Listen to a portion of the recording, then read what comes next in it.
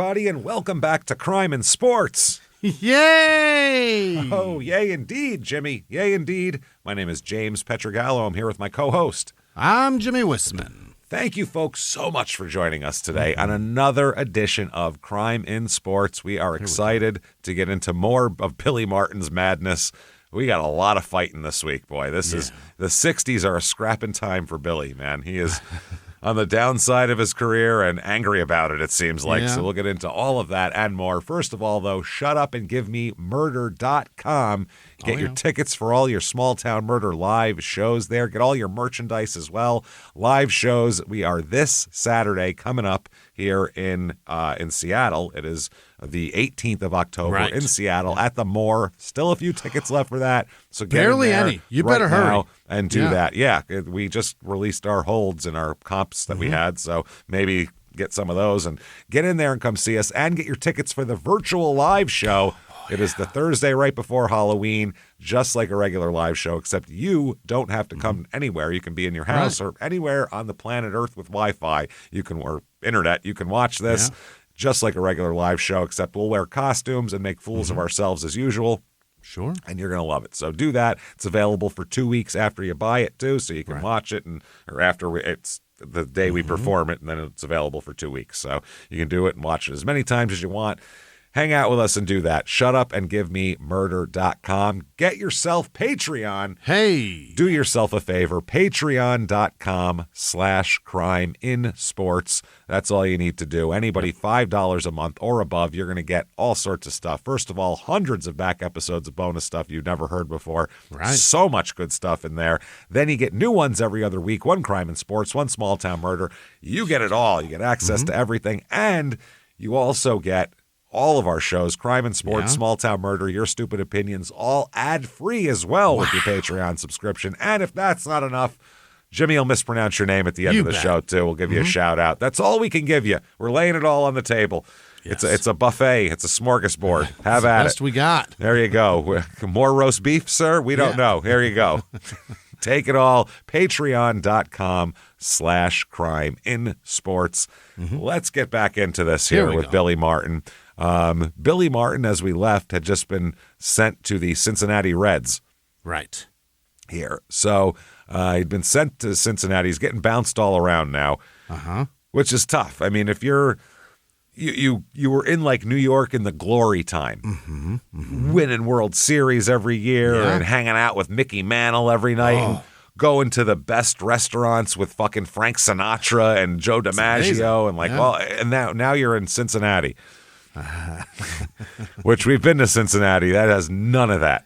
All it has is a river that smells like sulfur. That's it. That's Cincinnati. So, and then he was in Kansas City, which again, not really a party town, unless you consider eating barbecue a party sport. That's it. So, kind of tough. So these 1960s Cincinnati Reds here. Also, since he's been traded around a lot, he's getting sent to shit teams also. He's not on these great teams. Now, this year, they are 67-87. Oh. Terrible.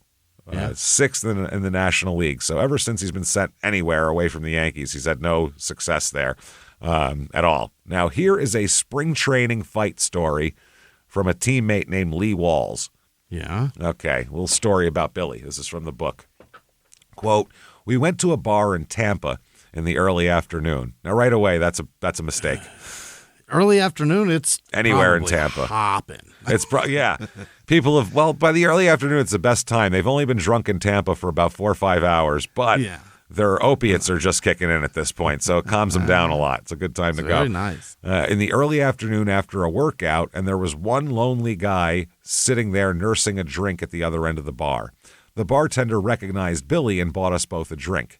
The guy at the end of the bar said, "Hey, Fred, I've been coming here for 20 years and you never bought me a drink just for walking in." So Billy laughs and buys the guy a drink. "I'll buy you a drink. How's that?" The guy got up, walked over, and threw the drink in Billy's face. You think you're a big shot? Dude, this is why bars suck. Is this why? This is one of the many reasons bars suck is... you don't know what level of alcoholic despair somebody's in. No. where something that should be nice or funny is not taken that way. It's oh my God, things can be taken out of context so fast, and it's they've lost ability to reason at that point. So yeah. It's like reading texts of your. You can just make anything mean anything. Why'd you say it like that? Yeah. What are you talking about? It's because so you're drunk. That's why I said it like It's that. so fucking weird. No, it's like being a hostage negotiator. I was a bouncer. That's what it was like. Because they always show like in hostage negotiations, like in the beginning of Mindhunter, when they're showing you don't know what his state of mind is. He could be thinking I can see that it's cold. Yeah. So you probe a little bit in one area. Yeah. Okay, that doesn't work. So you got to go like that. That's what you do with a drunk person. Like, oh, maybe they got a sense of humor. Maybe they want to joke. This person's very serious. They don't want to joke. Okay, let's be serious. It's fucking crazy. These people are nuts. You can't fucking, wow. Can't reason with them. So he threw the drink in Billy's face. In an instant, the guy was lying on the floor. Billy ain't taking kindly to throwing a drink in his face, especially when he paid for. So it's from the book. It says Walls, this is the guy telling the story, was a fearsome bald-headed giant who resembled the muscular guy on the Mr. Clean bottles, but without the smile. He had seen plenty of guys in bar fights. He had not seen anything like the 5'10" Billy Martin. He said Billy hit him with one short, crushing right hand, and the guy just collapsed. Oh, wow. The man knew how to throw a punch, but Billy was disgusted. We drank fast. Billy left a nice tip, and we left. Think about what they just said right there. He knocked a guy out, and then they turned back to the bar and Gave kept a nice tip. and kept drinking. They finished it. They were like, well, anyway, so what were we talking about? Finished their drink, left a tip, and fucking left. That is hilarious, man. So that's how Billy Martin is. This team, I am looking over their roster of the 60 Reds, and there is not Don Newcomb, Joe Nuxall, who at that point was 31, but he was a guy who came in the league when he was 17. He's a big story. Otherwise, Veda Pinson, there is not a lot of guys that like the modern fan, unless they're really big Sabre baseball nerds, would know about. Really, these guys, this is a really... Holy, Harry Anderson from Night Court was in there, apparently. Yeah. Good for him. Good for him. Rest in peace. Yeah, it's good. I love Harry Anderson. He was amazing. God, he made that show so fun. I loved Night Court when I was a kid. That was a fucking great show. Yeah. That's good stuff. March 27th, 1960. Okay. This is right after that incident, by the way. Yeah. This is so funny. This is a big article about big fluff piece on Billy, how this is a nice, kindler, gentler, calmer Billy Martin this year after he just exploded a guy's face in a bar. Billy Martin hard to recognize, not carrying chip on his shoulder. That's the headline it went away. in the newspaper. He's good now, everybody. Cincinnati humbled him? It is hard to recognize Billy Martin in a Cincinnati uniform because he's not carrying the usual chip on his shoulder, cracking any jokes, or vowing to make someone worry. All at once, the 31-year-old Martin seems to have matured, and no one is more conscious of the radical change than he is. Oh. He said, I'm not looking to show the Indians, the Yankees, or anyone else, he said, keeping his eye on the pitcher as he waited his turn in the batting cage. The only one I want to show is Billy Martin.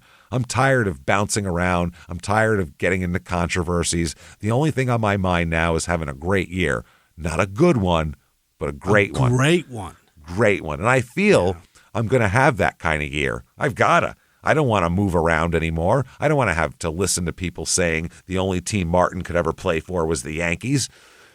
It says Billy moved into the batting cage, got good wood on 5 out of 6 pitches. Nice. Some good wood. Served up by teammate Don Newcomb, and then sprinted around the bases at Al Lopez Field where the Reds train. When he returned, Martin talked of the continuous merry-go-round he's been on since the Yankees let him go in 1957. Since then, he's played for Kansas City, Detroit, and Cleveland. The Indians traded him. They're talking about all that. Martin says, I've heard people argue both ways. Some claim Cleveland got the better end of the deal. Others say Cincinnati did. I guess it'll be easier to tell this along about September. He said he had differences with Cleveland manager Joe Gordon last season, chiefly because Gordon refused to play him, but Billy has all but forgotten that. No more grudges from Billy. Yep. We'll see by September. He said, quote, what's the sense in letting it aggravate me? Guy throws a drink in your face, you laugh and walk away, right? It's not going to change anything. No, he said, my day. You're never going to change people. I remember going back home around Oakland one time, and I was sitting around having a beer. This guy comes over to me and strikes up a conversation. It seems he's a baseball bug, and he doesn't like Billy Martin. He didn't know it was me, and he really said some awful things about the kind of fellow Billy Martin was. Yeah. To Billy Martin. Every time he said something bad about me, I told him, yeah, I heard the same thing about Martin too. Then some people came in the place and recognized me. They all came over and said hello, and one of them asked me for my autograph. All the time I'm signing my name, this fellow who was ripping me is looking at the signature from the corner of his eye. No sooner did I finish than he sticks his hand out and says, Billy Martin, you're my favorite ball player. Let me buy you a beer.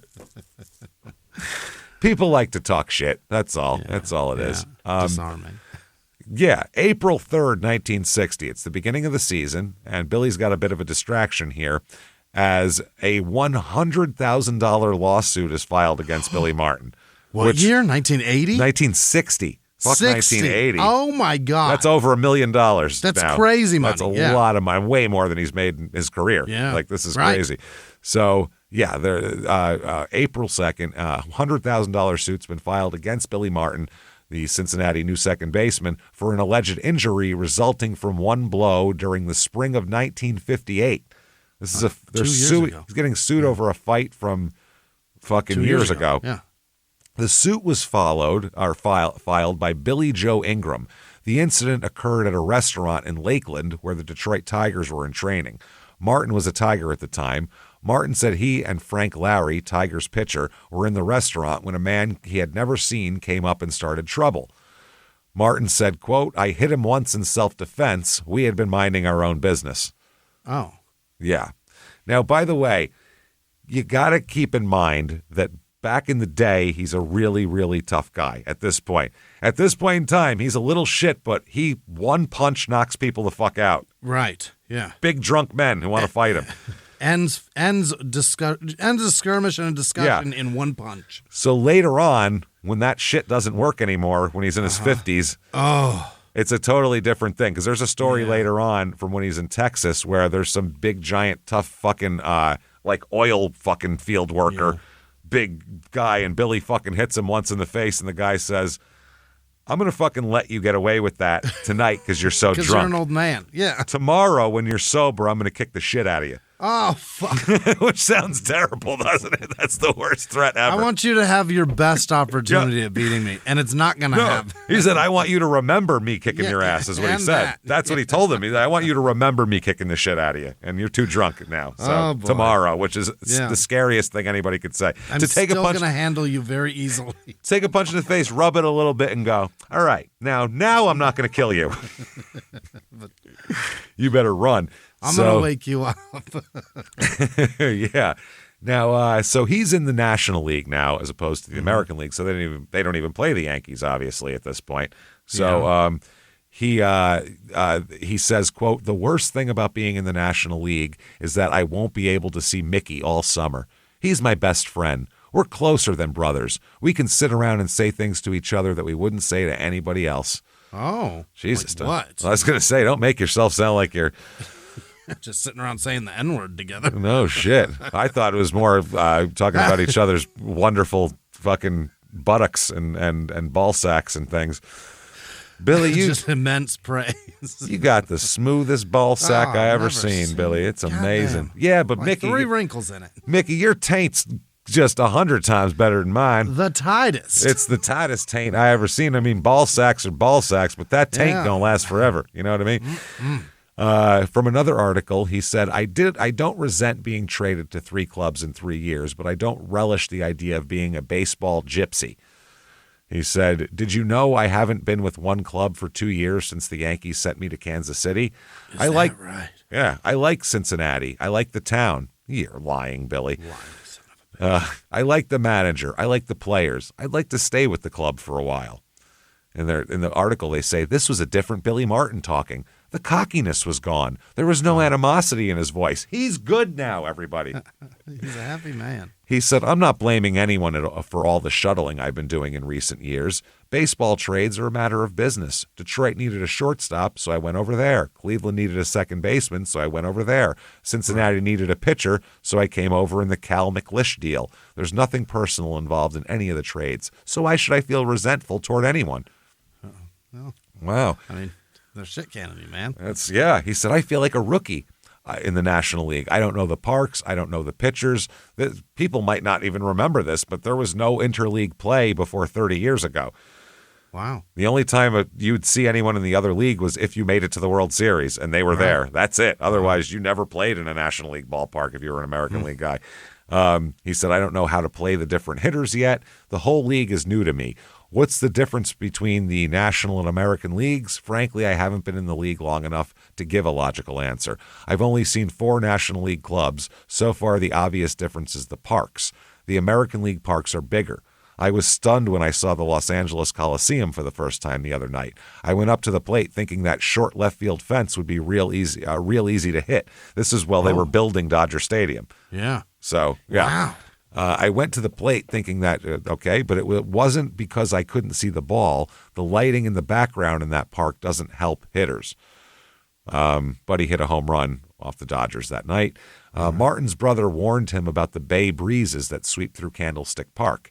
He said, if the wind bothers me here, it's my own fault. Remember, I was raised in the wind playing at Kenny Park in Berkeley. I used to blow up a storm there. Oh, it used to blow up a storm there. Yeah. He said that I'm not exactly burning up the league. I've been hitting the ball hard, but always right at somebody. You've got to have a little luck, and mine's been all bad. I did hit Robin Roberts pretty good, who's I think he's a Hall of Famer, Robin Roberts. But Warren Spahn tied me in little knots. Warren Spahn tied everyone in little knots. He's a fucking monster, Warren Spahn. He impressed me the most. So far, I haven't seen too many fastball pitchers in this league. The best one I've encountered was Stan Williams of the Dodgers. He throws real hard. So they asked him about Mickey Mantle, and he said, I got together with Mickey during spring training. We trained in Tampa, and the Yankees were nearby in St. Petersburg, so it made things easy for Mickey and I to go see each other. Mickey also phoned me the other night in Philadelphia. It was nothing important. Mickey just said he felt like talking. What you up to? Yeah. He said Martin's new roomie is pitcher Cal McLish. That's the guy he was traded with. Right. He said, I like the setup very much. When you room with a guy who plays every day, you're in trouble. He doesn't get a hit for 3 days, and he's grumpy for 3 days. With a pitcher, though, he only works once every 4 days, so even if he gets batted around, at least he's only grumpy 1 day out of the week. And he said, we have one thing in common. We both can't hit. So Billy was married again during the winter, by the way. Oh? To a woman named Gretchen. Yeah. He said, Gretchen and I are living in Cincinnati now, but we intend to move to Berkeley when the season is over. He said he's got to go see a bunch of his friends in the Bay Area, and he's very excited. He said that also, eventually, he wants to have another baseball team in Oakland, because this is before the A's. All right. This is when the Giants had just moved there, like 3 years earlier. He said, played at Candlestick Park first? The Giants, yeah. They played there, yeah. Wow. He said 2 big league clubs in the Bay Area would be a natural.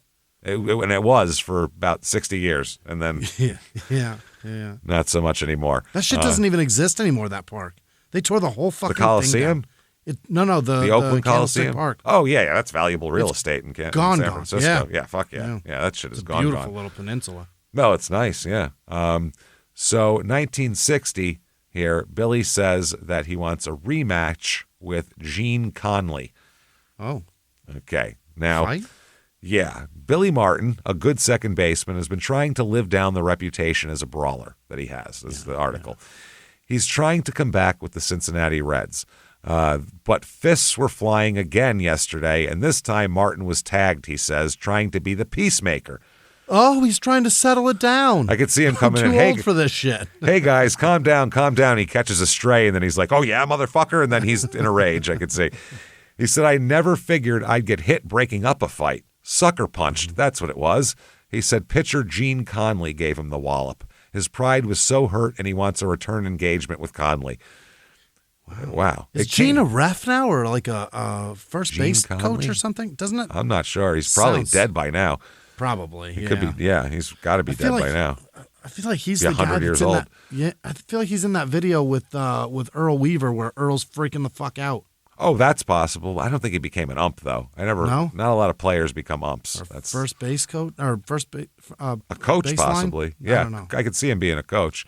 So it came during the biggest free-for-all brawl seen at Crosley Field in years in the 8th inning of the first of 2 games with the Philadelphia Phillies. The Phils were far ahead and went on to win 14-3. Cincinnati won the more sedate nightcap 5-1. Reds reliever Raul Sanchez had trouble finding the plate and 3 times hit Phillies batters with low, erratic pitches.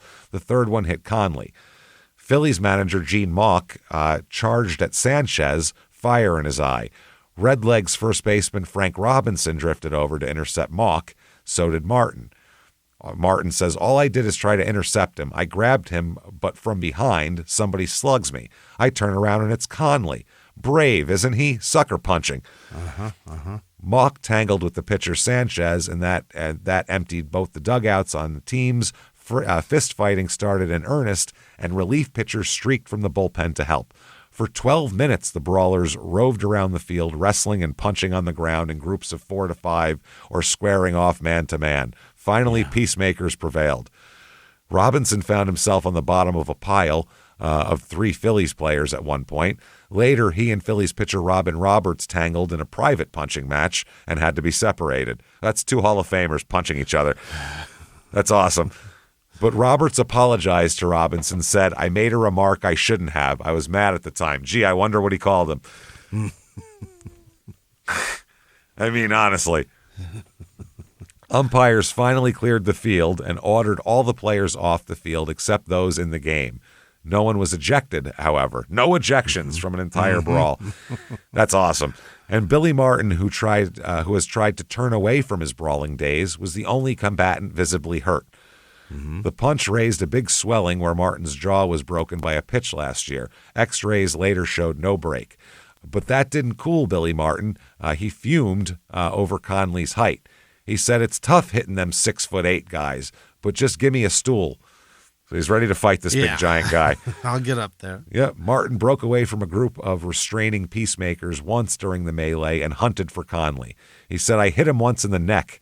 Cripes, he's so big I can't reach his face. I can't reach his face. I got him in the neck. He said he's so big I can't reach his face. That's hilarious. Oh, man. When it was like in Fight Club when Norton hits Brad Pitt in the fucking ear. Yeah, he's like, come on, man. He can't even throw a punch. He said, when it was all over, Conley wanted to talk to me about it. I didn't want to talk. I just wanted him, and I think I may just get another opportunity. Conley declined to talk about the brawl. He said, I don't think it's good to talk about it, he told the paper. Reds manager Fred Hutchinson said there would have been no trouble if Mauch had not run onto the field. But manager Mauch, who said he once found himself on the ground being pummeled, said, how much of that stuff can my guys take, meaning getting hit by pitches? Yeah. So June of 1980, wow, Billy Martin is pissed off. Shocking, right? He asked, he said, you know how many passes I got tonight? I got 18, so all my relatives are here. This was in San Francisco. Now, Martin would have felt even better about it had I told him how many tickets the Giants allot this newspaper, which is just 1. So you get 1 pass for the newspaper, but 18 for Billy. He said, as usual, the kid had a gripe. This time it has to do with how the umpires call him. He explained. In the American League, the strikes are high. In the National League, the strikes are low. Here, the strikes are called from about here to here, and he marked off the zone between the base of his breastbone and the top of his socks. In the American League, the umpires call them from about 4 inches below the armpit to the knee. He said one thing National League umps tend to miss is the low outside pitches. I don't see how they can possibly call them from their crouch inside. The ump should be behind the catcher like they are in the American League. Okay. I guess they'd set up inside in the National League. Yeah. If they're over here crouching to one side of the plate, they have to switch over behind the catcher's head to see the outside pitches, and they're bound to miss them. Sure. He said his face is still sore, too, from getting punched. He said he caught me. Punches hurt for a while. Oh, they smart, yeah. He said he caught me right in the temple. The thing swelled way up, and it hurt way down to my cheek. Conley broke about 7 bones in my face. It'll take about 6 months to mend.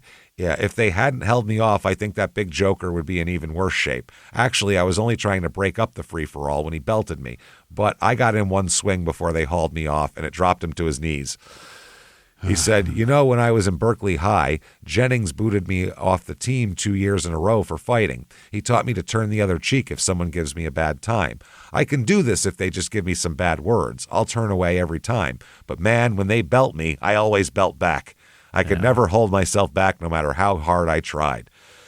And he said, right now my home's in Cincinnati, but he said that, he'll move back to Berkeley if a business opportunity turns up. Okay. August 5th, 1960. Teams start pitching Martin inside a lot. Uh-oh. Which pisses him off, obviously. Yeah. Like they're jamming him up, and he knows it. And Can't so hit there's a guy named Jim Brewer, not the comedian, not the one-note comedian, the baseball player. Yeah. So I guess apparently he was pitching Billy inside, and after one pitch way inside, Billy on the next pitch swung the bat and let it go. Oh. Threw it at the pitcher, essentially. Yeah. And it landed not near the pitcher's mound, but, out in the field. When he went direction. When he went out to retrieve it, Brewer approached. Martin swung at him. Sometime during the brawl, a punch broke Brewer's orbital bone. Though whether it was Martin who did it or Reds pitcher Cal McLish is uncertain.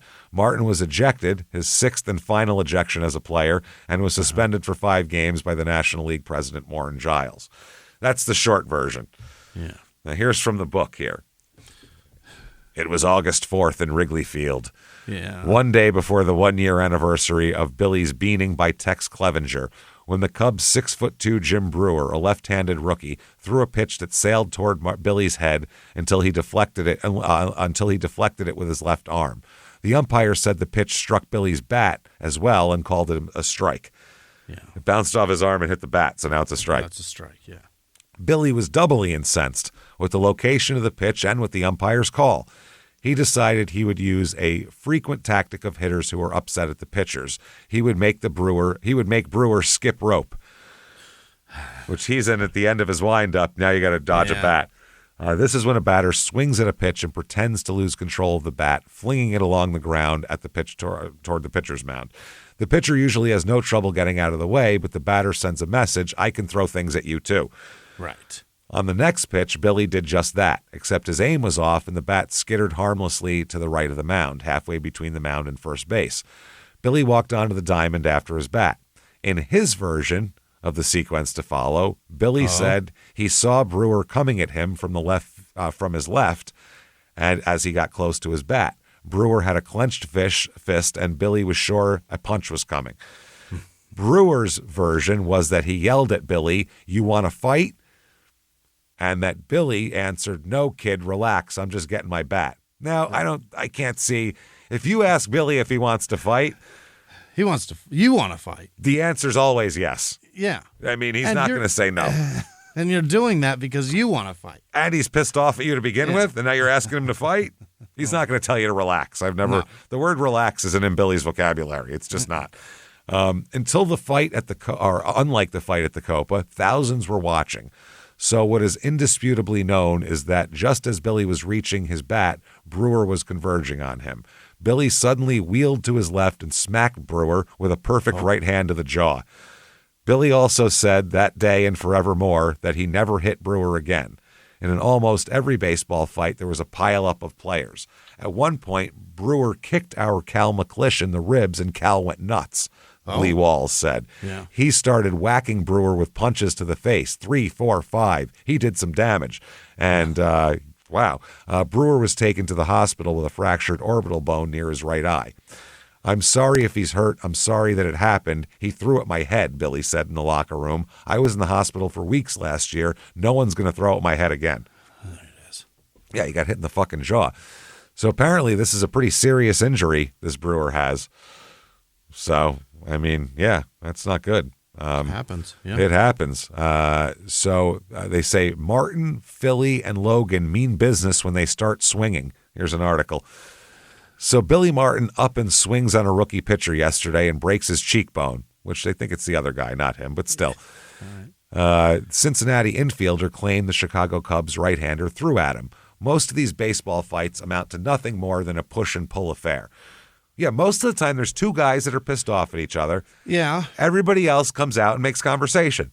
There it is. That's the bench clip. Literally, in Jim Bouton in Ball 4, he talks about a brawl that happened in Seattle, and he's like, what you do is you look for someone you know, and you go over, grab them and start you grab each other's arms. What are your dinner plans? Yeah, literally. He said he went over to his buddy, and he was like, how's the wife? She's good. How's yours? That's good. You guys still doing that business? Yeah, I'm in real estate. All right, good.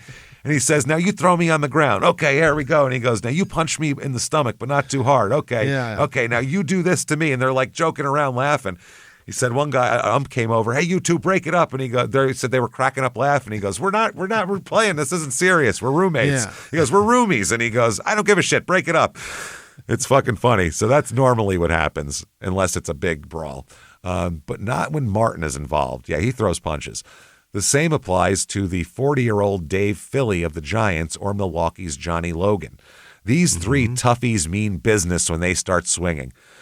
Martin has had his share of brawls, including a memorable one not so many years ago with Jim Pearsall under the stands in Fenway Park.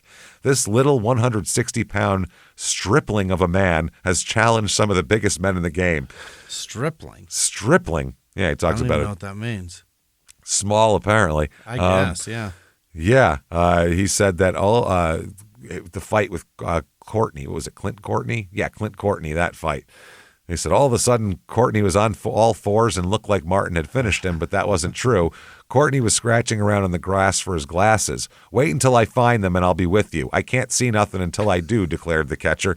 I'll be with you in a moment. Oh, man. Some major leaguers have told us that Billy Martin knows whom to pick on. We've heard others disagree with that. Anyway, he's advised to think twice perhaps before taking a poke at rough-and-ready Dave Philly, despite the Texans' age. Bob Grimm won't disagree, that's for sure. One afternoon in Chicago during a heated Yankee-White Sox game, Philly calmly walked out to the mound and decked Grimm with a 1-2 before players from either team could pry him loose. Grimm had to leave the game when he was unable to shake the dizziness in his noggin. Casey Stengel said, it ain't fair. Chicago knocked my man off the mound without a bit of warning, and I didn't even have a pitcher warming up. So they talk about Johnny Logan and all these guys. So there's these big guys, and then there's this tiny little Billy Martin, which is fucking funny. That is very fucking funny. They say that they think that Dave Philly's the toughest, one guy says. Al Lopez says they better stay away from Dave Philly. The old man would give both those guys a good spanking. All right. Right. Here's a good picture, by the way, of Billy attacking a. Oh yeah, there he is, neck, punching him. Who's getting his feet are off the ground. This is Billy Martin punching Jim Brewer. There, his fucking feet are off the ground, dude. Look at that. Yeah, he is jumping. He's jumping and punching. He's so mad. He's fucking. Is there somebody behind him? Why is there an arm around Jim's neck? It's weird. Jim's punch. Jim's got his arm this way. Oh, Jim missed. Yeah, he's dodging a punch and trying to throw a punch with his off arm at the same time. I'll post that picture on social media as one of the pictures here. So Billy is fined $500 and suspended 5 days. Mm-hmm. So that's to be expected, I guess. What do you want here? So the Cubs physician said the orbit bone below Brewer's right eye is fractured and he has to undergo surgery. So they said the league said they announced the suspension and fine after a day-long investigation of the incident. He conferred with the 4 umpires who worked in the game in Chicago and with 4 other disinterested parties, meaning people not throwing punches. Yeah. Declined to say who that was, though.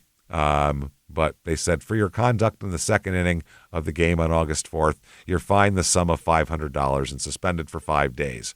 That's not bad. Martin said, I think I've been dealt with very unfairly by the league. Yeah. He said, the fight wasn't my fault. I intend to appeal this to Baseball Commissioner Ford Frick. I'm sure he'll give me a hearing. After all, he's supposed to represent the players too, isn't he? So True, yeah. He said he requested a hearing from the league and they didn't give him one. So now he wants one from there. He said, I was hitting the cheekbone. I was protecting myself. What do you want from me? Fuck off. Sure. That's it. So that's what happens, man. Anyway, this Would you like to see his wife? I hope this is his wife. Is this Gretchen? It says it's his wife. After he was, wife consoles. Oh, Jim Brewer. This is Jim Brewer's wife. Look at his wife. Oh my God. His wife looks like. She looks like she cooks a mean casserole. Is what she looks like. She's like wearing a tablecloth. She looks like Fat Elvis in drag. That's what she looks like. Fat Elvis in Midwestern housewife drag. Yeah. Holy I guarantee shit. she cooks up a fucking storm. She must. She goes like 450. She's got to fucking cook up a storm. She's a big girl. So there, he's being consoled in the hospital. The Cubs brewer says he's glad that the suspension wasn't changed because the league wouldn't change it. He says, I think the fine and suspension is strong enough, and I'm glad it wasn't lifted. Okay, from the book, it says Brewer ended up needing 2 surgeries to repair his fracture and an infection that invaded the area. Oh. When the Reds returned to Wrigley Field on August 22nd, Billy was served court papers. Brewer and the Cubs were suing him for nearly $2 million. Oh, wow. In 1960. For a fight? So now that's about $2.1 million worth of lawsuits in the last 2 months. Uh-oh. Wow. That's crazy. Deadpan Billy, referring to Wrigley Chewing Gum heir who owned the Cubs, said, ask Mr. Wrigley how he would like it, cash or check.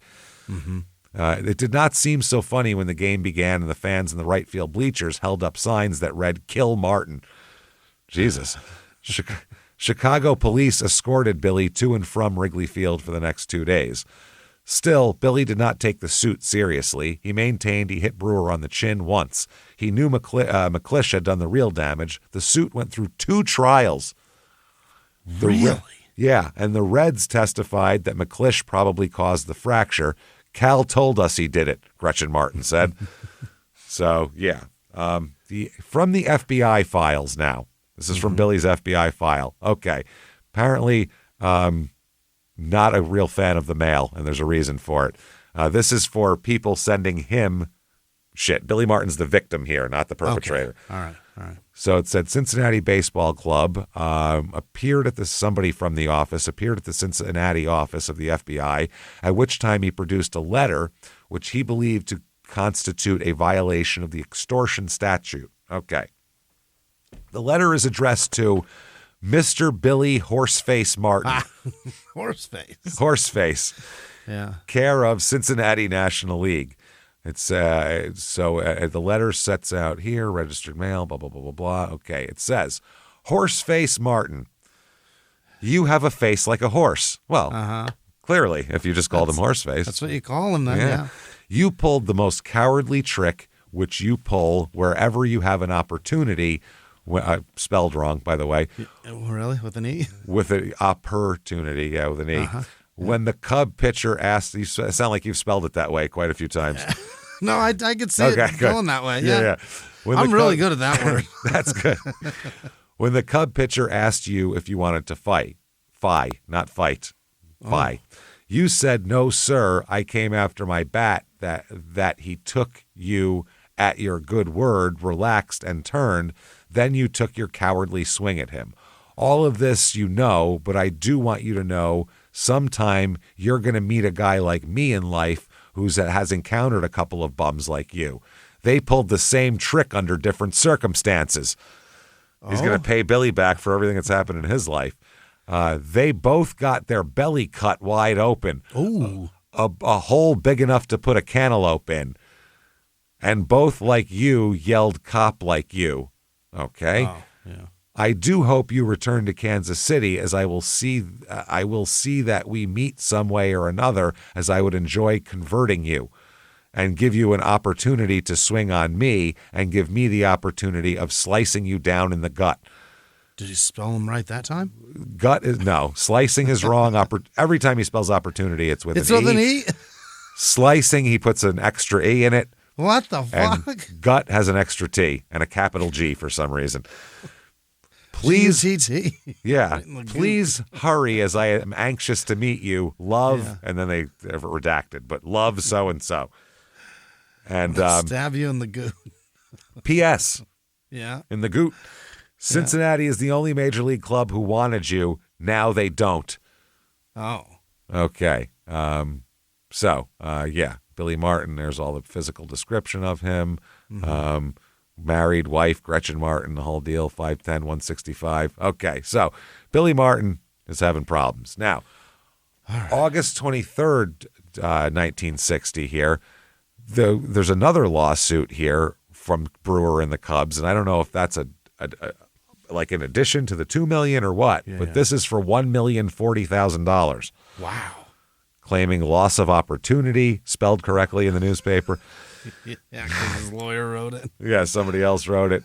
To engage in professional baseball, therefore lost great earning power, has suffered bodily harm requiring hospitalization operations and other extensive medical expense. So, they said that the Cubs said, we would like to see Brewer adequately compensated for his injuries. And, of course, the Cubs have also been hurt with him being sidelined in this unfortunate way. Yeah. Martin's teammates reportedly chipped in and paid off his $500 fine. That's nice of them. Yeah. Monday, they clustered around him after the papers were served and said, don't worry, Billy. We'll all chip in on this thing again. Only it'll cost us about $35,000 each. Martin said that he would have nothing to say or any decision until he talked with the Reds' vice president and general manager, Gabe Paul. Paul said, I will not comment on the facts of the suit itself, but if the case ever comes to trial, there will be some interesting developments. I can certainly take exception, however, to how the Cubs have handled this thing.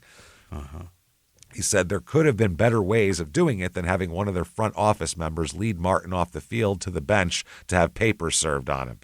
After all, Martin was in uniform, had reported to work, and to me, this is no way to handle the matter. Yeah, that makes sense. Now, Sure. FBI files again here.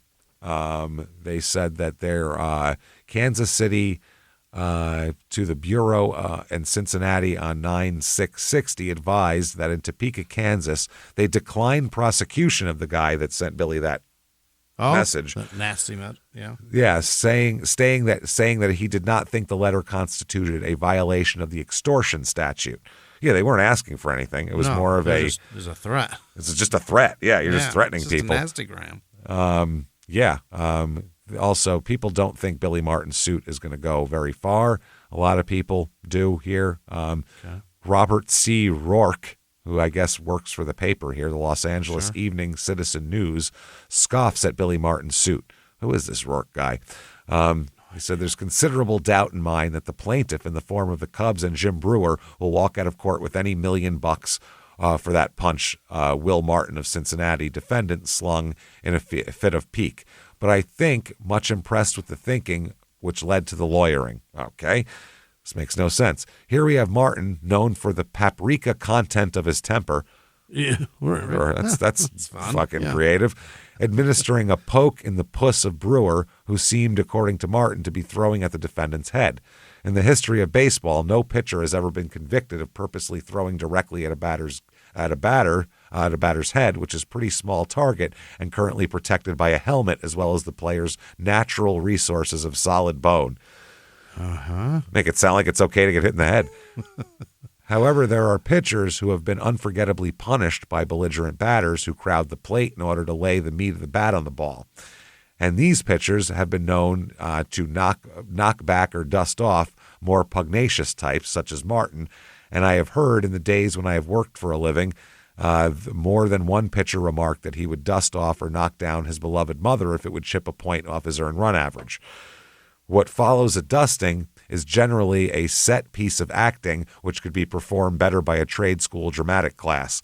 The batter complains vociferously to the umpire and rushes up to the manager to do the same. And the pitcher's keeper and the catcher walk out to the pitcher, and sometimes the umpires move to caution the pitcher to watch it, bud. Whereupon the pitcher says, quote, in an aggrieved voice, I don't know what this meathead is complaining about. I got a lot of stuff today, and that last one got away from me. Anyhow, even if I hit the bum in the head, I don't figure it will do anything but ruin the ball. I didn't mean anything by it. Didn't mean nothing. There the argument usually ends, except in the case of Martin, a spleened young man with a long nose that has been used as a target by more than one slinger of high hard ones. Martin rushes out and clouts Brewer severely, bursting his eye bones. The history of ball players being damaged by extempore fisticuffing is actually so rare as to make Martin's feat take its rightful place in Cooperstown, New York. Of course, there have been accidents, such as an enraged fan dropping a basket of tomatoes on catcher Bertie Tebbett's head from an upper deck once upon a time. That sounds horrible. Yeah. Jesus. Leo DeRocher once settled with a fan who sued the Lip for allegedly causing to have said fan beat up for some unwise reflections on DeRocher's bloodlines. Yeah. The fan said he was banged down by blackjacks. Leo swore he fell and hoisted himself up, on a water fountain or something, but they paid off anyhow. During my hitch in the galleys, I've seen scores of battles between ball players, but they were mostly bloodless. It always used to amaze me to see the dust settled after the fracas and the players resumed toil minus the fractures and without the scars, because whirling spikes and brawny athletes figure to do considerable damage. But most ball players were loud in the lip and reticent with the dukes.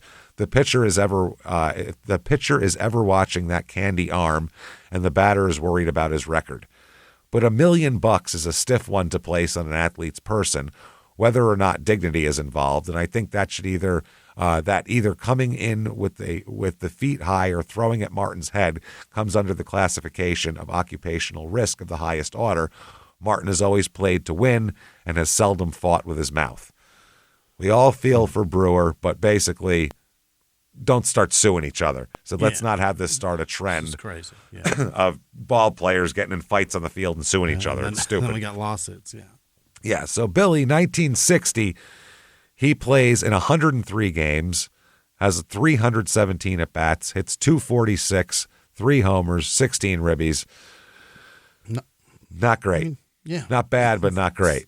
He's falling apart. He's falling apart. He's definitely, his game is declining here. Yeah. So December 4th, 1960, the Braves buy Billy Martin. Okay. He's going to go there. Billy Martin, middleweight champion of the National League, has been sold to the Braves, it says. Announcement of the deal will be made just as soon as the space can be cleared on the Milwaukee roster. Mm-hmm. So, ready to go. He said that apparently they said that Dressen here, Charlie Dressen, talking about Billy fighting and Billy being all this. Chuck managed Martin in the minors at Oakland when Billy, the kid, was a PCL Spitfire on his way to becoming a Yankee. At one time, the heat of the locker room and an argument, Dressen, infuriated by what he considered insubordination, chased Martin into the shower, uniform and all. Dressen tells that story repeatedly and invariably adds, "But I like the little son of a gun. He's a scrapper." The Braves, assuming Martin's contract, do not assume legal responsibility for his past. Nor do they presume to have solved their infield problem. Martin is 32, and it's unlikely he can play a full season at second base for a pennant contender. The Braves intend moving young Chuck Cottier from second to short and installing Martin at second at the moment. But Martin is not the full answer, at least not at this stage in his career. So they've got a guy. They're not going to pay for his past indiscretions. They're also not going to make the playoffs. They're also, he's going to fuck them good. He said it's good to get away from a floundering club like Cincinnati to a solid one like Milwaukee. Mm-hmm. I sure hope I'm back with a champ. I've been shipped all over and I hate it. It's just awful to pick up the paper and find that you've just been sold, especially when you're just getting to know everybody on the club. He said, I'll enjoy playing again for Charlie Dressen at Milwaukee. I played under him at Oakland in 1949, and he knows what I can do. I can still steal a base, but I never got a chance to do it once last season at Cincinnati. And if I can steal second, that second base spot from Balling, I'll try to do it. We got along fine in Detroit when I was short and he was second, but I think I'm still a good second baseman. So there you go. He said, I hurt my hand breaking up a fight when I was going in hot. Then later, when I had another streak going, I was stopped when I hit Jim Brewer at that row at Wrigley Field. So he says, I'm a little banged up, but I'm fine. He says he likes Dressen. He rated him, quote, Casey's equal in the brains department. Oh. He said Casey is a master psychologist, but Dressen is the kind of guy who grows on you, and both always have the right answer. High praise. So, high praise. He's ready to go. So he's ready to do this. Let's do it. Now, they said with 1 marriage and 5 ball clubs behind him, Martin is trying to stake out a new life for himself as part owner of a remodeled restaurant on busy San Pablo Avenue at Central Avenue in El Cerrito. Oh. And also he's counting on a new life in baseball at Milwaukee under his beloved old boss. Billy was divorced despite the fact that he's Catholic and the father of a little girl. Billy met his new bride, Gretchen Winkler, July 4th, 1957, when he was flying home to rest a broken jaw by a wild pitch from Dick Donovan. An airline stewardess on that flight, Gretchen placed a solicitous hand against the brace on Billy's jaw. That was the start of it. Billy married Gretchen last year, and Billy and Gretchen live at 5900 Broadway in Oakland. They give out his address. Oh, fuck. Back then, Yeah. I don't know what it was, but newspapers thought to make a person a real person, you had to give out their address. Yeah. Was never anybody 5900 East what? Dresden? 5900 Broadway in Oakland. Broadway. Oh. So that's obviously giving out a famous person's address is crazy, Yeah. but they used to do like if someone witnessed a crime, they'd be like, Jimmie Whisman of 426 Maple Avenue says blah, blah, I don't blah, like blah, that blah. at all. No, it's crazy. There's a whole episode of All in the Family that's based on that. Archie's address, and the mob comes to see him. It's funny. February 23rd, 1961, Brewer is willing to forgive and forget Billy Martin's punch. Mm-hmm. Wow. Well, he should. What about the lawsuit, though? Yeah. He said, I don't hold any grudge against Billy Martin. No, he said, if Martin wants to start it up again, that's a different story. But he said, it's all over with, Brewer said. I want to forget it and just get on with my pitching. I figure I have a lot of years ahead of me, and that's the important thing. Yeah. So, yeah. Now, Brewer, we haven't heard his version, really. It's been a minute, yeah. Brewer said, I don't know what his version is, but I do know what happened. I came off the mound expecting trouble, just by the look on his face as he approached me. I said, what the hell are you doing? Suddenly, his expression changed as though he wasn't sore, and he said, I just came out to get the bat. Between what he said and the way he looked, I figured it was all over. I hardly had turned away when I didn't know what hit me. He said he feared that he was going blind from losing his shit. Oh, no. So Martin's version is different, obviously. So anyway, that's how it goes. 1961, Milwaukee Braves. He won't last the whole season here, so he'll be somewhere No else. way. Yeah. The Braves are 83-71, finish 4th in the National League. Charlie Dressen gets fired. Yeah. He's replaced by Bertie Tebbetts there, and that's how that goes. This is a team with some guys you might know. Joe Adcock, a little guy named Hank Aaron, people might have heard of. Yeah. A little may have heard of him, a little guy like that. Sure. Who else here? We have Warren Spahn on this team. Yeah, there's a lot of Joe Torre on this team. Hey. Joe Torre. That's the young old man, Joe Torre. Even then, the old joke about him is there's a picture of Joe Torre doesn't exist because he's so ugly he breaks camera lenses. That's what they used to say. That was the big joke about Joe. All the players used to say that. I don't know that he's ugly. It's just that bizarre nose. He's a guy that when he was older, he was much less ugly than when he was younger. Really? When he's older, he kind of looked like an old man and it fit. When he was yeah. younger, he looked like a hideous dog person or something. Oh my God. What such an ugly Joe. Man. Right? He was older. He's the first guy in history to look better at 70 than 20, but he is. As a kid, he had 2 permanent black eyes. Dude, permanent He's got dark circles. He's got a wide, shitty mouth, and his teeth are fucked. And he was dating models, by the way, back then. Get out of here. They used he looks to say, like...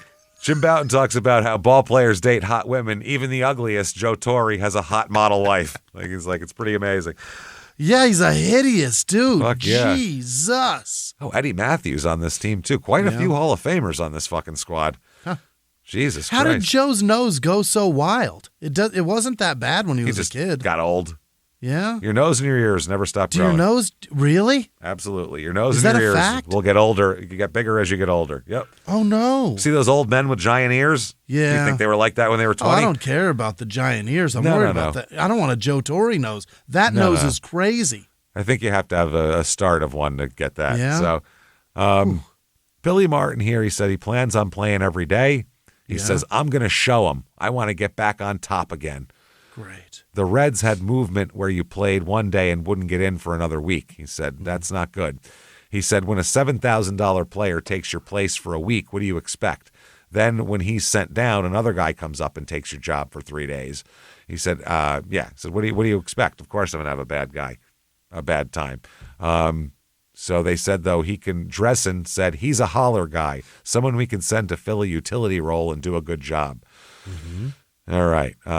March 4th, 1961, Billy Martin's already got a problem with Milwaukee. Really? It's barely the beginning of spring training. Not good. Billy Martin was riding the bench for Milwaukee, is worried he will be thrown into a National League grab bag next fall, and may wind up with one of the 2 new clubs in Houston or New York. If Billy is wise, he'll start looking for a house in Houston now, because with George Weiss pulling the strings for the New York club, Martin hasn't a, quote, Chinaman's chance of winding up with the Mets. Oh, sweet Pete. That's in the newspaper. Are we doing that? That is in the newspaper. A journalist wrote that down. Well, that's the Staten Island Advance, so that's still considered a very nice term for an Asian person in Staten Island. Yeah, that's still considered respect. Very thoughtful. Yeah, at least he mentioned his origin. No shit, exactly. June 2nd, 1961. Billy's gone already for Milwaukee. Where'd he go? Minnesota, the Twins. Oh, the Twins. The Twins who are brand fucking new at this point. Mm-hmm. These skidding Minnesota Twins have gone on a trading binge and acquired infielder Billy Martin from Milwaukee. The Twins, who slipped from 3rd to 7th place by losing 10 of their last 11 games, gave the utility infielder Billy Consolo an undisclosed amount of cash to Milwaukee for Martin, the much-traveled, scrappy veteran. There we go. His old manager with the Oaks, I guess the Braves wouldn't start him. So he only had 6 at-bats with the Braves and had no hits. Yeah. So, the Twins here, they are 70-90. It's another shitty team. I think they just moved this year. Yeah. Here. They are they're 70-90. Cookie Lavaghetto is fired, the manager, and Sam Mele, he is the fill-in guy here. This team, not a lot of Hall of Famers on this one. Not exactly Milwaukee here. Going through it. Jim Catt, he was good. Jim Catt, Billy Martin. Jesus Christ, this is a rough squad, man. Not a lot of people to talk about here. August 17th, 1961. Headline, quote, Gentlemanly Stevens faked out by Martin. Faked out? What does that mean? Faked out. Billy Martin employed an old ruse to pull off an old trick against Gene Stevens in the 9th inning Wednesday at Metropolitan Stadium. Stevens was on second base when Martin, who had taken the throw from the previous play and kept the ball, sidled up to him. There's some dirt. There's some dirt on the bag, he said. Mind lifting your leg so I can kick it off? Oh, what? You say no. Fuck you. That's stupid. That's amazing. That's brilliant. Why would he lift it? When Stevens stepped off the base, Martin tagged him for the out. Yeah. Did he look silly? Billy laughed. In a way, I felt sorry for the guy getting caught like that. His dugout tried to warn him that I had the ball, but I guess he didn't hear him. The dugout's yelling. That is fucking awesome. So, by the way, just in case you're looking for it, right under that article, we have some shit for bowling shirts here. Yeah? Okay, this is a way to clean bowling shirts. What does that mean? It says it's Browns for bowling shirts for men and women. Airflow, Musing Wear, and other top brands. Team discounts, lettering at cost, cash prizes. And it's then under that, falling hair and dandruff too. I'll tell you what you better do. Fromm's Scalp Specialists. Go there. They're next to each other in the same plaza, and they advertise together. Is there a big problem and difficulty washing a bowling shirt? Well, yeah. When your dandruff falls on your bowling shirt, you can't do anything about it. It's hard to get it out. Hard to get it out. Real stubborn stain. So September 23rd, 1961. Yeah.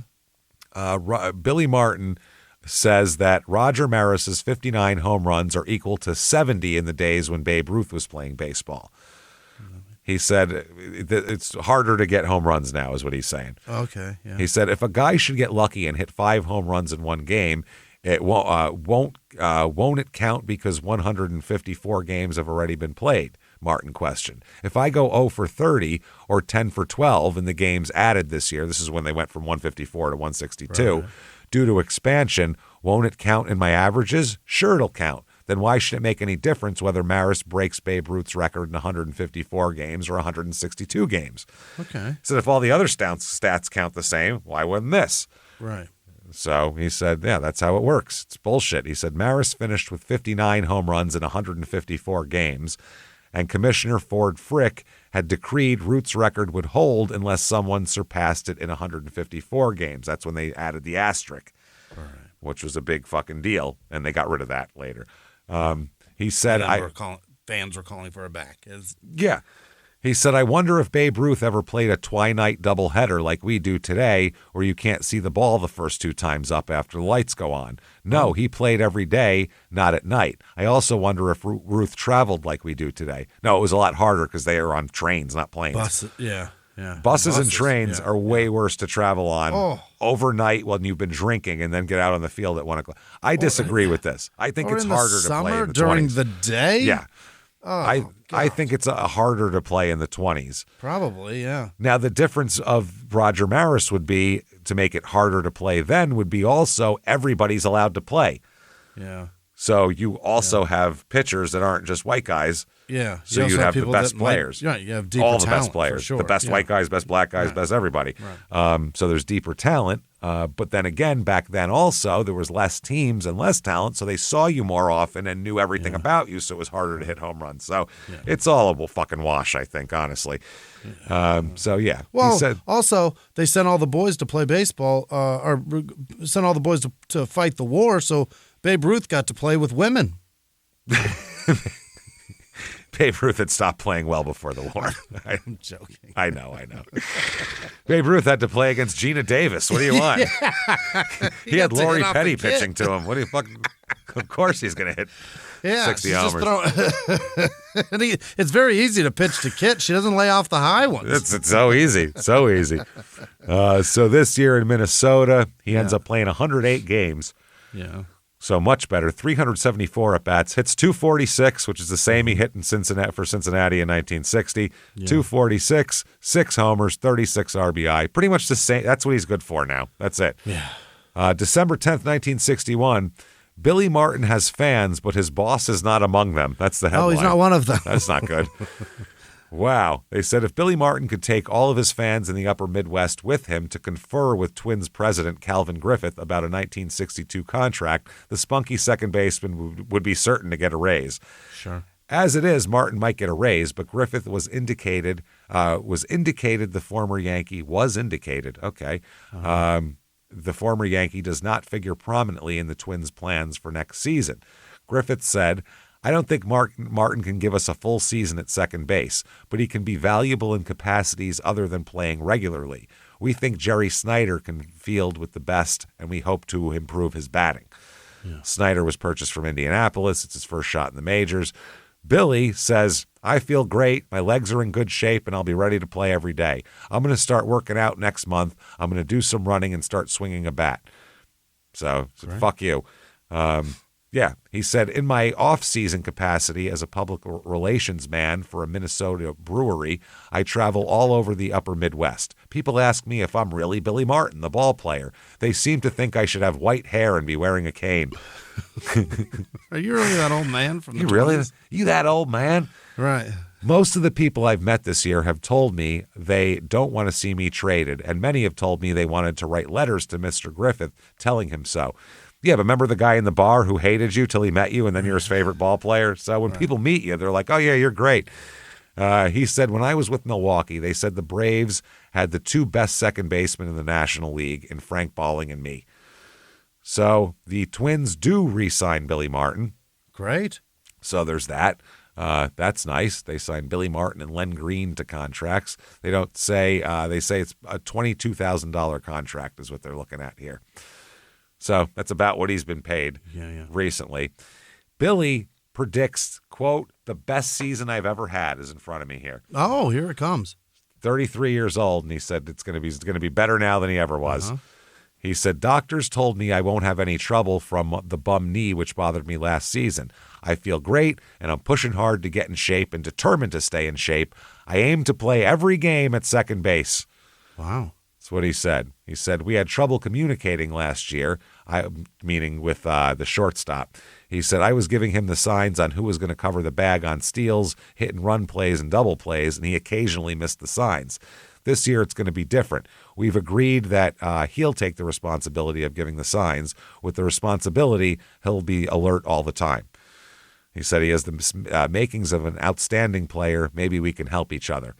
And the Cuban shortstop said, Billy is my friend. We get along fine. We both have good year, and Twins win more games. Attaboy. They made him talk like fucking Tonto. That's we play long into fall. We play long past leaf change color. Like, so stupid. Late in the spring, Billy was getting ready to leave the clubhouse at aging Tinker Field when Melly approached him and asked Billy to sit down so they could talk. Throughout his career, Billy was renowned for being the last man out of the clubhouse, a player who never wanted to leave. It was true on this day, too. Billy and Melly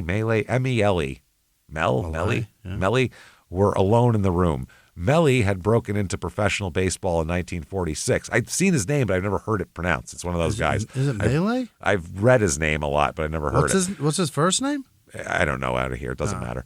He had played for What are we going to look up pronunciations of a guy who's never going to be mentioning it?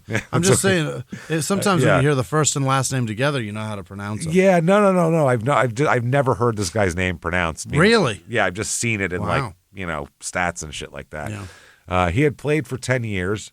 Including for 6 teams in his final 4 seasons. He never wanted to stop playing. Melly put his arms around Billy.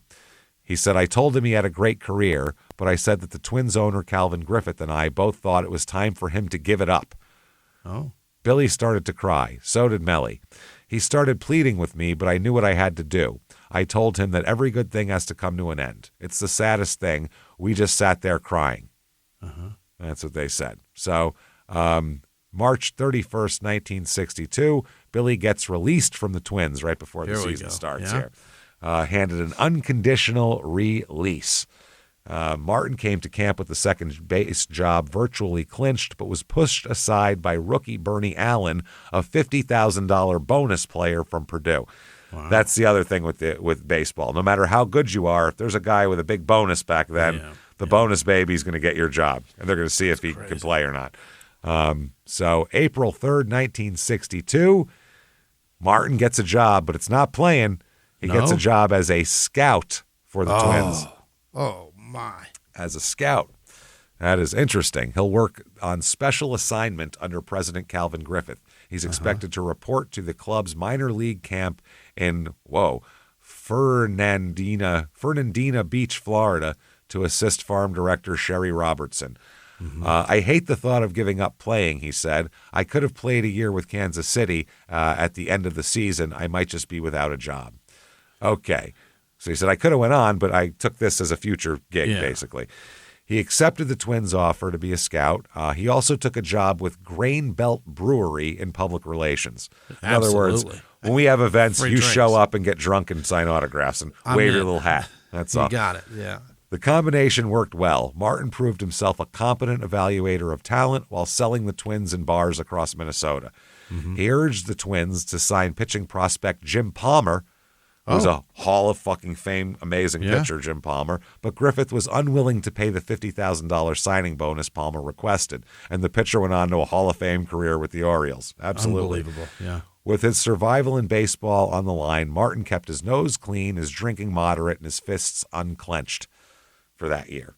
It's important to add. For a minute. Martin says he rejected a lucrative Japanese contract. Oh. Yeah, back then they would pay any retired American player shitloads of money to go over there and play. Absolutely. He said he turned down a contract for, quote, an awful lot of money to play with a Japanese team. He said that the Chunichi Dragons offered me over $30,000, but he turned it down, which was huge money back then. He said he couldn't do it. He said, I'm happy with my current setup. And he said the Japanese team did offer me an awful lot of money, but I like my jobs here. Yeah. June 17th, 1962, he says the release from the team shocked him. When they cut him, he was shocked. He couldn't believe it. He said, my release was a great shock. I feel I still have 2 more good years as a player, and I'm in the best physical condition I've been in several years. So he was offered a spot as a player with the Kansas City A's, but he turned it down to take this more long-term thing. Yeah. He said, when things are going right for you as a player, it's difficult to think about the future, but right now that's what I'm doing. Yeah, he said, I was well received on my 2 trips to Japan, and frankly, the offer was very tempting, but I'm just getting started in my new job with the Twins, and I didn't want to jeopardize it and put my public relations job on hold, too. Besides that, I guess it's about time to settle down. It is. About time to stop being a kid. Mm-hmm. That makes sense here. So, April 21st, 1963, a salesman sues Billy Martin. What'd he do? Here we go. Well, a Worthington clothing salesman who is suing Billy Martin, Minnesota Twins scout, and 2 bar owners in an assault case is seeking a $20,500 default judgment for Martin. In a motion filed in Hennepin County District Court by Brad Molitor of Worthington. Wonder if that's Paul's dad. Paul's kid. Yeah. Martin defaulted by failing to file an answer to Molitor's complaint in the prescribed 20-day limit. Molitor claims that Martin willfully, wantonly, and maliciously assaulted and beat him in Duff's Bar in Minnesota on February 11th. My God. Duff man whooped his ass. Wantonly beat him. Wantonly, fucking viciously and maliciously.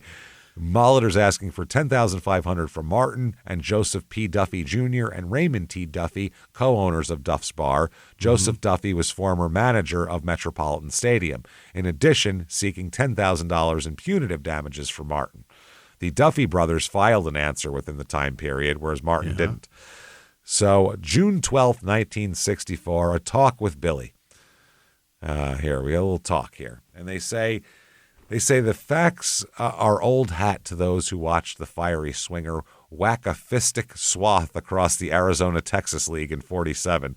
Opponents had the turnstile abetting habit of rapping Martin on and on about the fists with their faces. The reputation both helped and hindered his career. Martin said, sure, I'm more sympathetic toward the little guy with a lot of courage. He says this over a drink, they say too. Yeah. So he's holding court at the bar. As a scout, I catch hell for it, but I still like to look for the small shortstop or second baseman, like him. Mm-hmm. Yeah. At the time, he said that, they said that his short temper here, he was still diffusing his legendarily short temper over a recent syndicated column. He said, this guy writes that without baseball, I would have wound up nothing, doing menial tasks. I'll tell you, if anyone has a great desire, he'll succeed in anything. And if all it takes is book learning, he can become anything he wants. If he needs an inbred ability, that's something else. Yes. So he doesn't know what he's talking about. He said, where did the image of Billy Martin, the fighter, start? I don't know. I guess I've always been a battler. I never liked to lose, real competitive. Later on, they called me aggressive. Then it was hothead. It went up the same thing. Line. Yeah. He said, I never did let my temper overshadow my good sense. He said that in a whisper because there are 10 or 12 guys everywhere who will lay 7-1 that he did. He said, I got challenged often because of my size. I was in fights because I was small. You don't see many 6'6" guys in fights, do you? He said, I'm just a proud little guy, and I'll never take anything from bigger men. Just the other night, a drunk told me, you Billy Martin, you don't look so tough. I told him that 10 years ago, I would have smashed his face.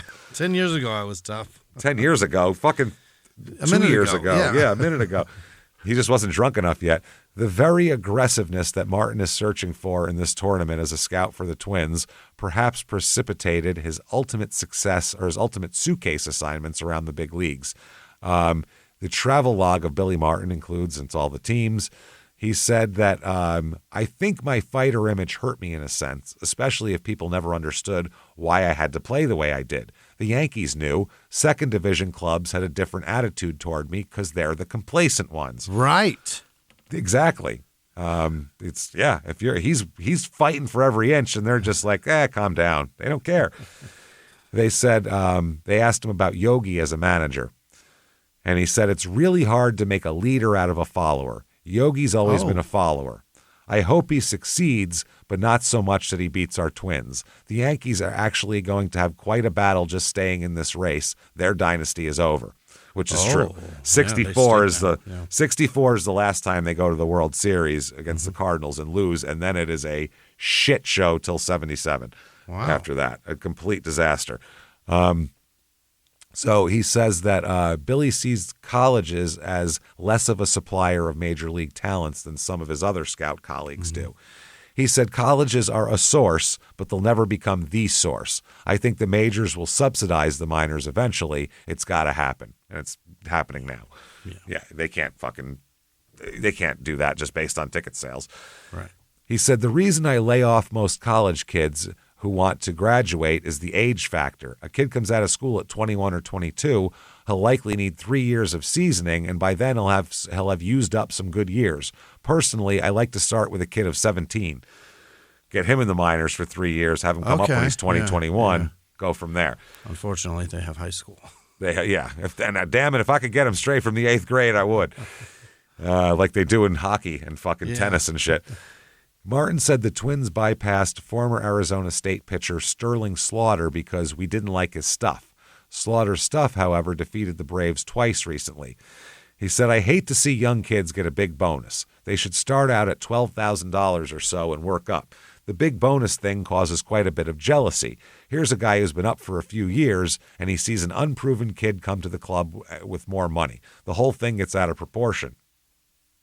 They asked him about attendance decreases because baseball's attendance went down. Sure, yeah. He said, I don't know the reason, but baseball definitely is not slipping. It's advancing, if anything. Baseball has always maintained the same type of rules for field, playing, etc. Look at the constant rules changes in football and basketball. Baseball doesn't do that because it's a great game and doesn't have to.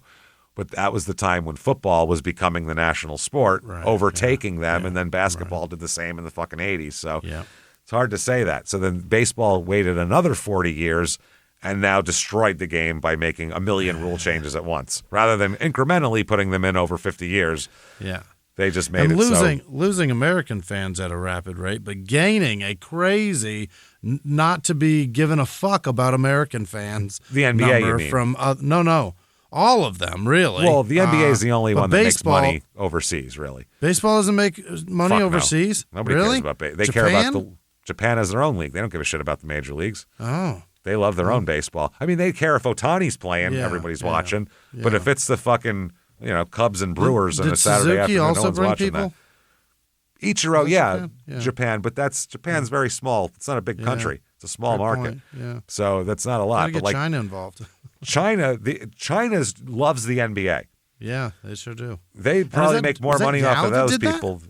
Yeah, they loved the NBA to begin with, but then when Yao went over, then it really blew up because they all started watching the NBA. They started broadcasting all of his games. And he's the only one ever, right? Yeah, there'll be more now because they're really getting into it now over there. There'll be more eventually, I'm sure. Wild. You look at the way an Asian kid learns the violin. If they put that kind of fucking effort into baseball, they're going to be here. Or math, I mean. They're going to come. So final word from Billy Martin, the scout. Say hello to everyone in Phoenix and tell all the kids to sign with the Twins. Might say, too, that everything between me and Clint Courtney, which is him fighting with him forever, must be all right now. The last time I saw him, he didn't hit me. Oh. So it must be good. Yeah. December 4th, 1964, a son is born. Really? Gretchen gives birth to a 7-pound, 13-ounce boy, Billy Joseph. Mm-hmm. Little Billy. Masculine child. May your first child be a masculine child. Or maybe it could be a man of substance, Jimmy. What about that one? Yeah, I'll take that one, too. That's the best compliment we've ever gotten in our entire lives. Oh, man of substance. Oh, man of substance. So background. Oh, Frenchie. We went out to dinner and a waiter named Frenchie, who's very French at this restaurant. We left a very nice tip, and he looked at it and he goes, "Oh, man of substance." And we've been laughing about that for a month. Now, if I have 3-4 tables like yours, I will have decent night. Yeah, a decent night because the restaurant was empty. Yeah. Oh, that's fucking funny. So, Billy Joseph. Billy told everyone that he was most pleased that his son had inherited his mother's nose and ears and not his. Oh, thank goodness. Thank fuck. The Minneapolis Tribune ran a picture of the proud parents in the hospital with Billy holding up a pen and a contract. Wow. The story said that the twins had signed Billy Joe as he would be called until he was nearly 40. They called him Billy Joe. Yeah. See, he wants to be a redneck, this guy. Sure does. He wants to be. They signed him to a $100,000 contract with a $1 million signing bonus. There was a stipulation in the contract, player to receive $1 million with the understanding that all consultation concerning the fine arts of baseball shall be with his mother rather than his father. It's a big joke. Yeah. There was another thing here. Attending baseball's annual Winter League meetings in Nashville, Billy was walking across a hotel lobby when he spotted Casey Stengel, who was then the New York Mets manager, holding court with some writers. Billy approached and announced, "Don't listen to this senile old man." This is so bad. Stengel looked up and immediately launched into stories from the 50s. He said, "Now this fresh-faced kid here, he just about single-handedly beat those Brooklyn Jackie Robinsons in 1953. Oh. He broke the heart of a whole borough because he made that catch and then got those hits." Billy said that the two decided at that point to let bygones be bygones, and he said, Nice. I missed him. Later on, they went to a hotel bar, and Casey had some advice and suggestions about coaching third base because that's what he's going to be doing at that point. Yeah. And they remained close friends until Casey died in 1975. Now, with manager's consent here, Griffith made Martin third base coach before the 65 season, leading to speculation that when the Twins hit a rough patch, they're going to fire their guy and put Martin in there. February 25th, 1965, Billy Martin is hired here To manage? to coach third base. They're making a big deal at it. They said that he's hired to fire up the team. Okay. He's going to be a little, that's right. Martin said, "I'm not going out looking for trouble, but if you want to start a collection to pay my fines, I suggest you begin now." Said, "I enjoyed playing with the Yankees because I guess I enjoyed winning. The Yankees play together as a team. They work together and make very few mental mistakes. That's what I'm trying to do with the Twins, eliminate mistakes." And he said, though, as coach, though, he's just supposed to be kind of a cheerleader. He's not the main coach here. They talk about different guys. One guy here, Rollins, who is Rich Rollins. Yeah. He says that Rich Rollins is a tireless worker, and I'm sure he'll have a much better year. I'm going to spend a lot of time with Versailles and wouldn't be surprised if he turned out to be the most valuable player next season. He's got all the tools. Many observers feel Martin will be named manager of the Twins should the club falter. This assumption could lead to friction between him and the manager. Martin said, "I'm going to do all I can to help make the Twins a winner. Sam, the manager, is my boss and my friend. I respect him, and if we do well this year, it will reflect on Sam and the coaching staff. Sure, I want to manage someday, but first I want to be a good coach." Sure. So, manager said, "Billy's been around baseball a long time. He can help our players. He also has a great desire to win, which I'm sure will be an asset to our team." Yeah. There's Martin, he said, will be very active with the Twins. Billy said some of our good players who can't speak English may be speaking Italian before the season's over. Is that right? Because if you can speak and understand Italian, you can pick up some Spanish, and it works. Sure. I was working in an Italian restaurant. The Italian waiters yelling at these Spanish cooks in Italian, and they yell back in Spanish. And I'm trying get along. Yeah. And then I'm supposed to figure out what both of them said. I'll be in That the was alley fun. smoking weed. That's what we did. That's it. You guys do what you want. April 22nd, 1965, Billy calls rumor most evil lie. Oh, what rumor? Poor Billy Martin. This is what the article says. He's what the insurance companies call accident prone. Anytime there's some kind of controversy, you can usually count on finding him squarely in the middle of it due to one type of accident or another. Strictly by accident, he's now involved in another one, though through no fault of his own. And what bothers him all the more is that people are saying he's not satisfied with his job as third base coach and wants to be the manager. He said, "It's the most evil lie I've ever heard that he's trying to get the manager's job." Okay. Yeah, he said, I've always been taught that the truth is frightening and a lie is not. So this doesn't scare me, but it bothers me because Sam and I have been good friends for years. The truth is frightening and a lie is not. So this doesn't scare me? Doesn't scare me. Because a lie isn't scary. Okay, I have to put that together for a minute. Lies don't scare me. Wow. One story said the club hired me to act as a gun at Sam's head. That's a lie, too. The club didn't hire me as a coach. Sam did. And he shook his head and said, if a man said he didn't want to ever manage, he'd be a hypocrite, and I'm not a hypocrite. But I've never been happier in my life doing what I'm doing right now. I wish Sam manages this club for the next 10 years and that I'm still one of his coaches. Heck, if I have any aspiration at all, I'd rather be a general manager than a field manager. There's more security. He said, and more money. He said, I give up playing ball for it. I could have gone with Kansas City in 62. He said, and the manager said, he's not that type. Martin contributes a great deal to this club. He constantly reminds the players what's expected of them, and that leaves me free to concentrate on other things. Love it. Said as a third base coach, he has them gambling more, which I like. He encourages them to try for that extra base. I told the players if they get thrown out, it's my fault, not Martin's. He has my endorsement all the way. Perhaps you should say taking more chances. Taking more, yeah. I don't like gambling. Gambling. Gambling out there. He's gambling. So, yeah, they say August 13th, Billy Martin fires the Twins' engines. Mm-hmm. And they said that he's making guys give him 110%. Big fluff piece here. Huge fluff piece here. He said, a bunch of players saying he taught me a lot since I've come up here. I'll always be grateful to him. I was scared stiff when they moved me from the outfield to play third base. His patience and understanding made it a little easier for me. Now I can do it. The manager denied feeling that Martin was after his job. And the Twins in 1965, they had a few winning streaks, but they won the American League pennant as well. Right. Martin worked with the players to make them more aggressive on the base paths. He recognized the talent of Rod Carew, future Hall of Famer, 3,000 hit club guy. I learned that from Adam Sandler. Yes, he is. That's the only reason we know. He converted and spent much time working with him to make him a better ball player. The Twins had tried to trade shortstop Zoilo Versailles the previous winter. Martin worked on his hitting and base running, and Versailles was voted the league's most valuable player, crediting Billy for it. Gee, didn't Billy say he could be the most valuable player? He's got that talent. Yeah. And he did it. Versailles gave credit to his manager, Sam, and his coaches, especially Billy Martin. He also said he was helped by each player on the team.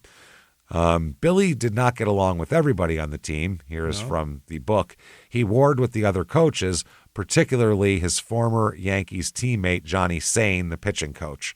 Oh. He said, it's always Billy against the world, pitcher Jim Catt said. He said, it's almost as if he needs adversaries in his life. It's his favorite, yeah. It's his you favorite, have to feel like an underdog sometimes. If you feel like you're the champ and you're just going to defend being the champ, gotta have some what's the fun in that? Yeah.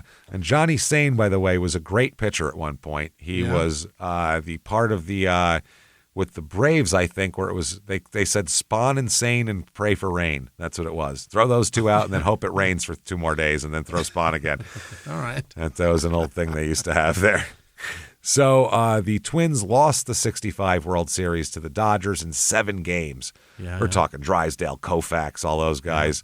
Martin was given a lot of credit for getting him there. December of 1965 here, Billy Martin in car mishap. This will come up quite a bit in his life here. Let's see. Driving car? Oh, yeah. He was the driver of a car involved in an intersection accident here at 12:34 p.m. Neither driver was injured. Well, at least he wasn't drunk yet, probably. That's good, yeah. Noon. Martin was, although back then he might have had a 4-martini lunch. Yeah. Martin was driving north on Bighorn Avenue. The car he was driving was in a collision with an eastbound pickup truck driven by Bernard Gerard, Jr. Police investigated and estimated damages of $500 to the left rear of Martin's car and $50 to the front of Gerard's pickup. Martin is visiting, just a bumper, visiting here at the home of his parents-in-law, Mr. and Mrs. Cy Winkler. March 4th, 1966, Martin has Twins second baseman dancing for job. They don't say what the accident was or how it happened? Just in an intersection. They got in an accident. That's it. They said Billy Martin has produced an encore for 1966, dancing lessons, baseball style, for Twins second base candidates. It's kind of a one-step, a rocking back and forth from one foot to the other while waiting for the batter to swing. See that little, like, keep your shit together thing. Yep. Mm-hmm. The idea is for Rich Rollins, Frank Quillisi, and Bernie Allen to get better jumps on ground balls and therefore cover more ground. The feet and weight of their bodies are moving when the ball leaves the bat. Lou Boudreau used it as Cleveland's first shortstop. Martin noticed Boudreau and used it when age cut his range down 4 steps. Now Billy's passing it along. He said, instead of being 4 steps slower, I was only 2 steps slower with this little move. I was way less shitty. Instead of getting blown out, it was close. It was a little closer. Yeah. He said, I thought all winter about what we might have to do to help these guys get more range. Then I recalled this move. He said, Allen and Quillisi have picked it up fast. That's why both are moving much better this spring. How about that? In coaching Versailles, the MVP award winner last year, Martin proved he can teach his ideas. Versailles, as it happens, did not begin 1966 workouts until today when he held out for more money now, when he signed a $42,000 contract, which was big money back then. He was the MVP. But Martin has an even bigger project this spring at Orlando's Tinker Field. 4 pupils battling each other for second base, including all of these guys here, and Cesar Tovar. He said they're working hard in friendly competition. That's great for the club to help each other. So May 4th, 1966, Billy Martin, is he manager material? It is an editorial here. Yeah.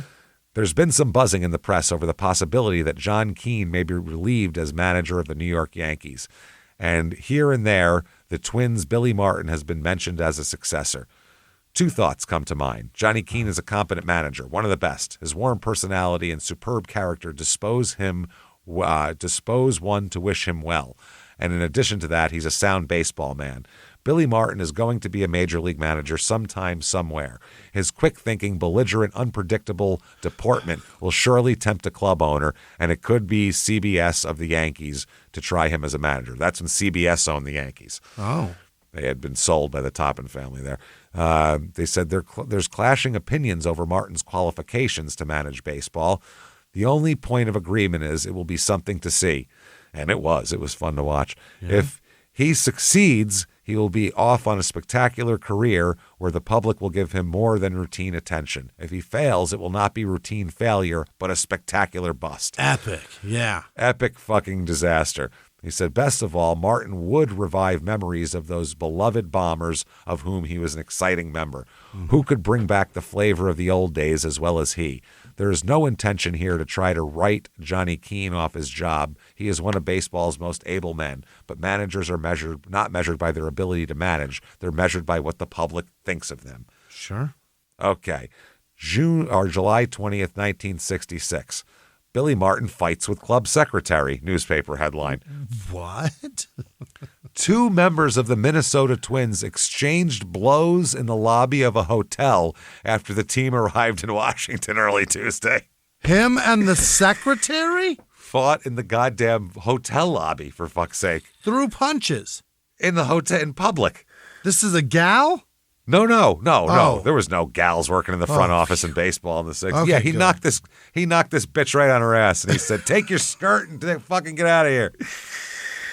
No. Howard Fox, the Twins' traveling secretary, suffered a bloody nose and a cut on the face in the fight with third base coach Billy Martin. Billy was not injured. No shit. The fight climaxed on a trip from Minnesota in which the Twins shared an airplane with the New York Yankees because of the airline strike. That must have been interesting. Yeah. The Yankees were en route home from the West Coast. A source reported an argument developed on the plane between 2 Yankees players, the plane's chief steward and Yankees manager Ralph Houck. Yankees players Roger Maris and Clete Boyer reportedly were involved in the argument with the steward. Houck reportedly told Maris and Boyer, anyone who wants to get into a fight has to take me on, and the incident ended. In other words, shut the fuck up is what that means. Also on the flight, Fox and Martin exchanged words when the team arrived at the Statler Hilton Hotel at 4:30 a.m. Oh, he is sauced. Or sauced. Exhausted. But probably both. Both. Yeah. The two twins had further words and then exchanged blows. 4 other twins, Bob Allison, Earl Batty, Jim Perry, and Harmon Killebrew, oh, wow, okay, broke up the fight after several punches were thrown. Fox appeared at the District of Columbia Stadium where the Twins met the Senators in a twilight doubleheader Tuesday. Martin was at his coaching spot. The manager informed club owner Calvin Griffin of the fight. Martin, who at 38 is about 6 years younger than Fox, was a central figure in a nightclub brawl. They're talking about Copa Brawl here. Spokesman for the Twins said the Fox-Martin fight was a result of a long, hot night. It was coming. Sounds like they were fucking all night. It's a long, hot night. Yeah. The airplane was 4 hours late arriving in Minnesota, and the team had to wait at the airport until 12:30 a.m. The flight required special permission from the American League because of the disaster insurance carried by the teams, prohibiting 2 ball clubs from sharing the same plane. Because if it went down, now 2 teams are gone. Holy shit. Well, the book explains what happened with the fight. Quote, it all began when Howard Fox, the Twins' traveling secretary in charge of getting the team from one city to another, invited the Yankees to piggyback on a Twins charter flight because of available aircraft were scarce during an airline strike. What was going to be a crowded flight then became a delayed flight, too, by several hours. By the way, what do players do while a flight's delayed several hours? A drink. Copiously. Yeah. They said players from both teams were drinking heavily during the delays, including Billy, who was reunited with Mickey Mantle and Whitey Ford. They were tying one on, man. Yeah. Once they were airborne, the Yankees part of the cabin, where Billy was standing, was far more raucous than the Twins part of the aircraft. Fox approached Billy and shouted, "Can you get your drunken buddies to shut up?" That's the way to go about it. Yeah. That did not go over well. There was some shouting and cursing back and forth, but relative calm was eventually restored. Still, the Twins did not get to their hotel till nearly 2 o'clock in the morning. The traveling secretary's job is to call ahead to a hotel so that a team's guest keys are laid out on a large table in the lobby before the team arrives. Okay. So you don't have to have a line of 50 people standing at the front desk checking in. You go in, look at your name, grab your key, go to your room. The team takes care of it. That's it, which makes perfect sense. It speeds up the check-in process as players and coaches grab keys and go to bed. But on the trip from hell, the keys were not ready. Fox had to get them and hand them out individually. There's an unwritten rule in such cases, and it's rarely breached. The manager always gets his key first, followed by the coaches, then the players, then the trainers, staff, broadcasters, and writers. Down the totem pole. It's the same hierarchy as plane seating goes. Sure. Coaches up front, then followed back to the players. Okay, and then everybody else. Fox did not follow the established pecking order. Yes, the manager got his key first, and then most of the coaches, then the players and staff, but Fox kept Billy waiting. When Billy protested, Fox threw his key at him. Oh. Some said he threw it in Billy's face. If you do that again, Billy told Fox, I'm going to beat the living hell out of you. Fox took off his glasses and put them on the hotel counter and said, all right, you loudmouth bastard, you want me, then how about now? Uh-oh. Billy leaped at Fox, who was about 10 years his senior, we know it's 6 now, and smashed him with a right hand. You know he jumps when he punches. That's great. Yeah. Fox went down, and there was a pile of bodies on the hotel lobby breaking up the fight. Fox bleeding from a cut on his cheek, and Billy later shook hands and tried to put it behind them as consequences of the aggravating travel circumstances. But Fox, a good friend of Griffith, never forgot the episode. Neither did Griffith. Okay. Let's see here. We have July 27th, 1966. Headline is Martin suggested as Detroit pilot, meaning manager, not actual pilot. So they're saying that Detroit's got an open job. It could be perfect for him. This is as reported by the Americans baseball writer Brent Musburger, who was a baseball writer back then. And he was like 11. Yeah, that's so long ago. Wow. He was like a kid baseball writer. Wow. They said whether Martin will take over for the Tigers before the end of the season is not known. His one-year contract with the Twins expires this October. It will be believed that he will also have a one-year pact with the Tigers. August 7th, 1956. there's a little editorial here. And they said, there are two things that are bad, and maybe that's why Billy Martin punched Howie Fox in the eye recently. One of the things that's bad is when two ball clubs travel together, and the other thing is when there's a man stewardess on the airplane. Those guys don't want to see that. A man. It's not a call him that. It's also not a man stewardess. S means the root word is steward. That's where it started. Yeah. So it's not like stewardess was the first word they came up with. Right. Steward is a long time thing. Yeah. On the flight from Minneapolis, the one the Twins shared with the Yankees, there were several lady stewardesses and one man stewardess. Again, this is a writer. He doesn't know what words mean. Everybody got along just dandy with the lady stewardesses, I bet. But the man stewardess was something else. Some of the ball players wound up cursing him and almost popping him. Yeah, hey, where are your tits? Right. Hey, Frank, where are your tits? I don't see any. This man stewardess was very rude. He had one bad habit of snatching a drink out of your hands. He did that to some of the players as they boarded the plane. He didn't say, "May I have that drink, please," the way the lady stewardesses would.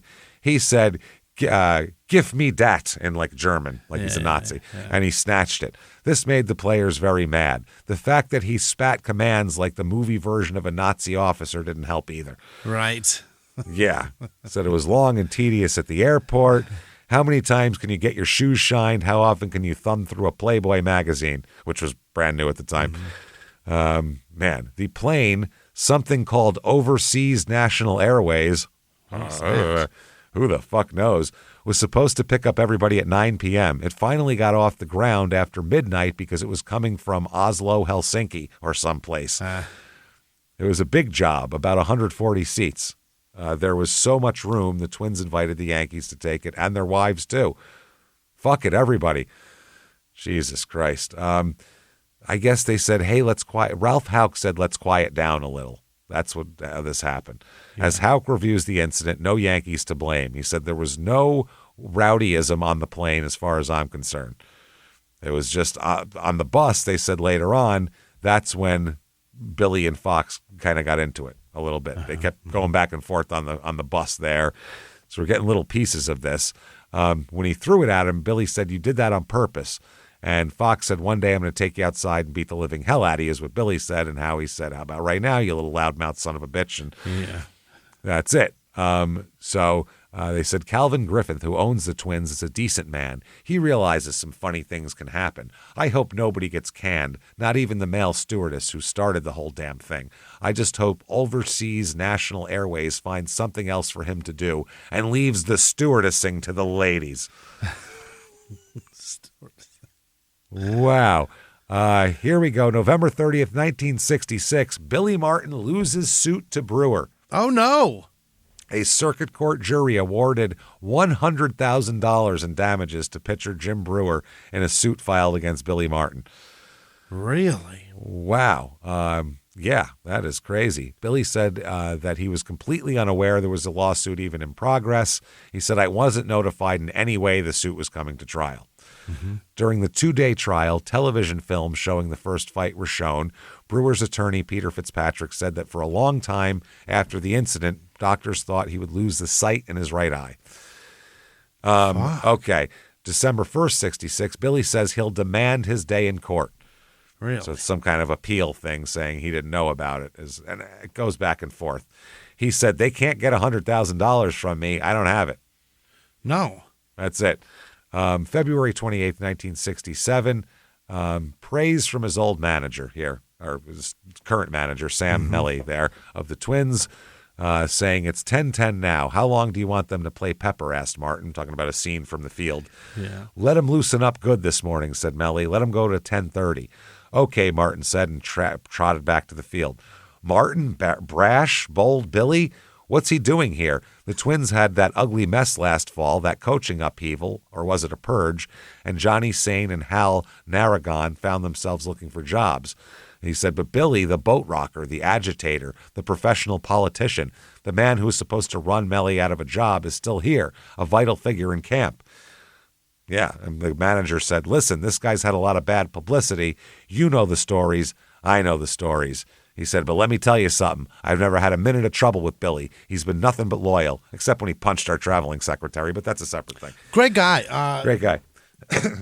Has some problems here and there. A little hot. Don't challenge him. Something's boiling under the surface. But look, that's what makes a great athlete. That's it. He says he knows just one thing, and that's win. That's all he knows. How can you knock a guy for that? Yeah. So come on now. Martin said the rumors of him managing are very flattering. He said, okay, it's corny, but I'd rather be with a winner than to manage.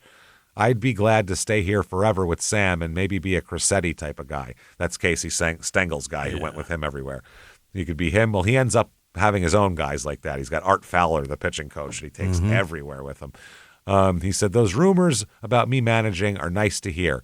The Chicago job opens up and my name is mentioned. Detroit job opens up, my name is mentioned. It's very flattering. There you go. March 27th, March 28th, 1967, new evidence in Martin's suit. Uh-oh. Okay. Former pitcher Cal McClish stated in a deposition that he hit Jim Brewer 2 or 3 times during this fight. Because of the deposition and because Martin still demands his day in court, the Twins coach is appealing the judgment, the reduced judgment from $100,000 to $35,000 against him, and he'll continue to battle for a new trial. So it's been reduced, but now he wants a new trial. He said, I want to clear my name. If I get the opportunity to present my case in court, I'm certain the damages will be reduced from $35,000 to $0. He's ready to go. Yeah. He said McClish's part in the fight never came up when Giles had the hearing in 1960. Right. He said McClish primarily said 2 things. He said it was his opinion that Brewer had provoked the fight by intentionally throwing a pitch at Martin and that McClish had hit him 2 or 3 times. And they also said every American has the right to defend himself in court, and our number one issue is that Martin never received notification of trial in December. So he said, and they never paid attention to the deposition against him. It's fucking ridiculous. So March 31st, 1967, Billy Martin calls Bernie Allen, who's a big-time player, a crybaby. Oh? He called Washington's Bernie Allen a crybaby in reply to Allen's claim that Martin belittled some players to the press. Allen was traded to Washington by the Twins during the winter. Martin said, Allen's a crybaby and he should thank Calvin Griffin for twice getting him the second base job. No person was ever handed a greater opportunity than Allen. So Allen accused Martin of belittling Twins players while protecting Zoilo Versailles, the MVP guy. Oh. He said, Billy said, I'll tell you that personally I gave more grief to Versailles than any other infielder the last 2 years. Not in public. He'll die on you if you rip him publicly. Oh, you got to do it to his face. You got to do it privately. You can't do it in front of people. You got to take him aside. Otherwise, he'll be embarrassed and his game will suffer. Yeah. So June 10th, 1967, Sam is fired as the coach of Minnesota. Yeah. In the middle of the year, it looks like June 10th. So right in the middle of the year, Sam Melly gets fired. So Billy's going to get the job. He is not. He named Cal Irmer as successor. Oh, Billy's got to be livid. Oh, yeah. It's 2.5 seasons as manager of the AAA team for the Twins. This guy, Billy, is, not happy. Yeah, he can't be happy. May 23rd, 1968, court decides for Billy Martin. Oh, that's good. Reversed and remanded and clears his judgment and his debt here. It went from $1 million to $260,000 to $100,000 to $35,000. That's how they knew they had no case. And yeah, keeps going. If you feel you've awarded $1 million and you feel confident in that case, are you ever going to settle for $35,000? Never. No, you keep never pushing. Ever. Yeah. No, fuck no. So the Twins started the '68 season like shit. Martin got called into the owner's office, and he thought he was going to be offered the manager job. Yeah. He was ready to take it. Instead, he said, I want you to manage the Denver Bears. Yikes. the AAA team. They had an 8-22 record at the time. Oh, God. He didn't want it, but when his wife told him that he needed to prove his ability as a manager before getting a job as one of the majors, he said, yeah, you're probably right. Fine. You're probably right, but I'm a World Series champion. Yeah, I don't want to go the Denver Bears. This sucks. So he replaced Johnny Gorel, who was relieved of the Denver position. He said, I would like to go down and get the experience and show people in baseball I can handle men. That sounds terrible. I can handle men. 4 or 5 of them at a time. I don't care. Line them up as far as they can fucking stand. I said men, not man. All of the men. Can all have a piece of me, goddammit. Yeah. So he says, I think it's a great opportunity because I think that there's going to be some major league managerial spots open next year. Okay. Now, Greg Nettles, who's future Yankee hero, World Series hero, third baseman, very good third baseman, Greg Nettles. Is he related to that country singer gal? How the fuck would I know? I don't know. Is it Jenna Nettles? I don't know what her name is. She's in no Righteous idea. Gemstones, that girl. Oh, her? Jennifer. I wonder if she's related to him. Beats me. I don't know. Nettles? Yep. Well, there you go. Maybe. I don't know. I don't know how common of a name that is. Yeah, I don't either. That's the only 2 people I've ever heard with it. Now, Nettles was on the AAA Bears at that point. Yeah. And he said a player. Everyone on the team hated him, meaning Billy. Oh. I couldn't stand him. You'd come into the dugout and he'd be yelling at you in front of everyone, just screaming. Why didn't you take the extra base? Didn't you notice that right fielder has a weak arm? You went to college. Why don't you use your brain out there? He said, I'd never had a manager talk to me like that before. Another guy, George Mitterwald, was a catcher and outfielder for the Bears. He was also from Berkeley, and he had heard about Billy all his life. So he said he came in ranting about all these little details. We had lost 9 in a row when he got there. When we lost again the next night, he went crazy in the clubhouse. He was throwing things around. He just shattered a wooden chair that he threw against the wall. Isn't that like what the baseball manager does? Yes. Yeah. Remember Bull Durham when Cosner says, scare them. They're kids. Scare them. And he goes in there, throws all the bats into the showers, and they're like jumping out of the way. And then Major League, the old man with the fucking grovelly voice, just yells all the time. Isn't that what a baseball manager's supposed to do? When they need a kick in the ass, yeah. It's a long season. It's not like football where you can just yell at them constantly. Right. So you have to know, you have to do it few and far between and know when they need to be yelled at and deliver that the same way. Otherwise, they're just can't get yelled at for 6 straight months. Yeah, it's 162 games every day getting yelled at. It's a little too much. So, so he said all of that. We lost again. I just love shattered. We picked up a wooden chair, threw it against a wall, and exploded. That's pretty funny. He said he said losing was not going to be tolerated, that it was a state of mind. I don't know that anyone believed him, but we were afraid to lose after that. We knew he'd go nuts again. Sure. Oh, great. Whatever it takes. Get out there and fucking play. Billy, this is from the book, Billy hoodwinked other teams into errors and missteps with his favorite trick plays, which impressed his players. With runners at first and third, Billy would have the runner at first base start to steal, but trip and fall down just out of the reach of the first baseman. The defense tended to chase the stranded runner and turn their backs on the runner at third, who, with the proper schooling on when to break for home, was rarely thrown out and scored. Okay. That's clever. So you fall and they miss it. They run to you to tag you out. Yeah. They go over to tag you out, and while they're running to you to tag you Somebody out with their back turned to the plate, that guy's running home. So that's smart. I mean, not something you can pull off in the majors mostly, but in minors, you can get that over on kids. And that only usually works once. Exactly. Right. On a team, per team, yeah. The runner from first might be out, but not before the Bears had stolen a run and unnerved and embarrassed the opposition. Soon everyone was watching Billy, wondering what he would do next. And Billy would just keep pacing in the dugout, his hands in his back pocket and his chin jutting out forward, yelling out to the field as he encouraged his charges to keep up the pressure. Jesus. The final step was breeding loyalty in his team by ardently defending his players in every dispute or close call. He drew a 3-game suspension after his first ejection from a game in late June. Nettles was sure he had tagged a runner out at third base and jumped up to go nose-to-nose with the umpire over a safe call. Billy rushed toward third base, pushed Nettles out of the way to keep him from getting ejected, then screamed and gestured at the umpire until he got himself thrown out. Oh. Which is that's to pump the team up. Yeah. That's what that is. That's on purpose. That's performative. The Bears sacrifice yourself for the good of the team. And the team's like, he did that. He was right. And the Bears came from behind to win that game. That's what happens. There it is, yeah. Billy was ejected 8 times in the summer of 1968. Jesus Christ. Is he the originator of this? He's one of, as we'll talk about. I've never heard of it before. What year? 62? 68, this is. Yeah.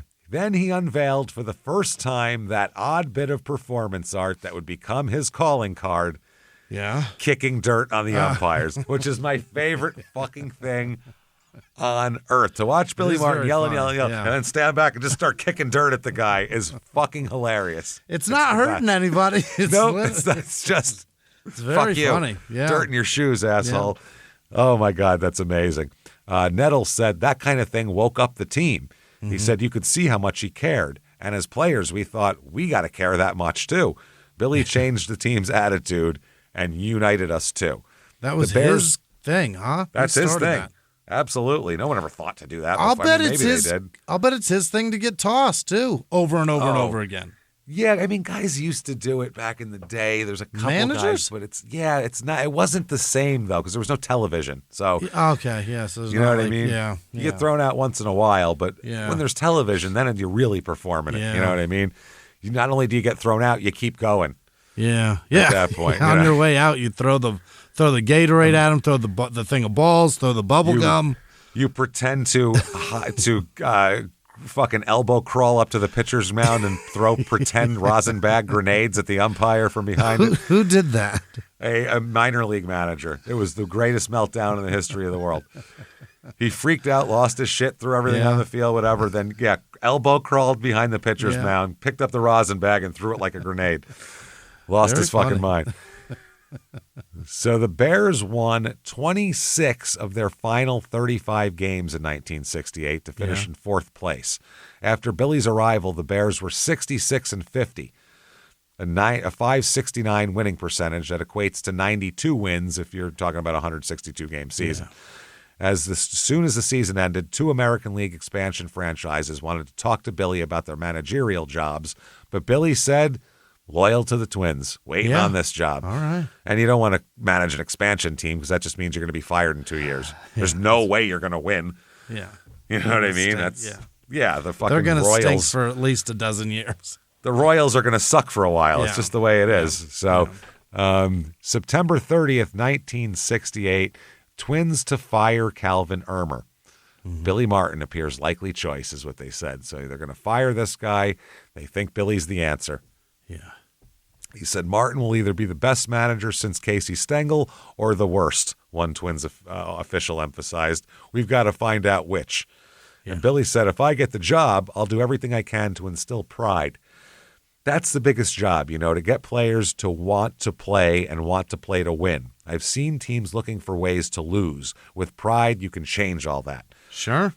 Yeah, and you got to get a guy who's won before. He knows how to win. You have to know how to win. You got to give a shit about this game. Yeah. So the Twins. If you get thrown out and you're in last place, it's just frustration. No, you just are mad because you suck. You get thrown out in first place, it's strategy. Or second place, it's strategy at that point. So, Billy Martin is hired as the hot-headed new manager here. He said he'll do whatever it takes to win.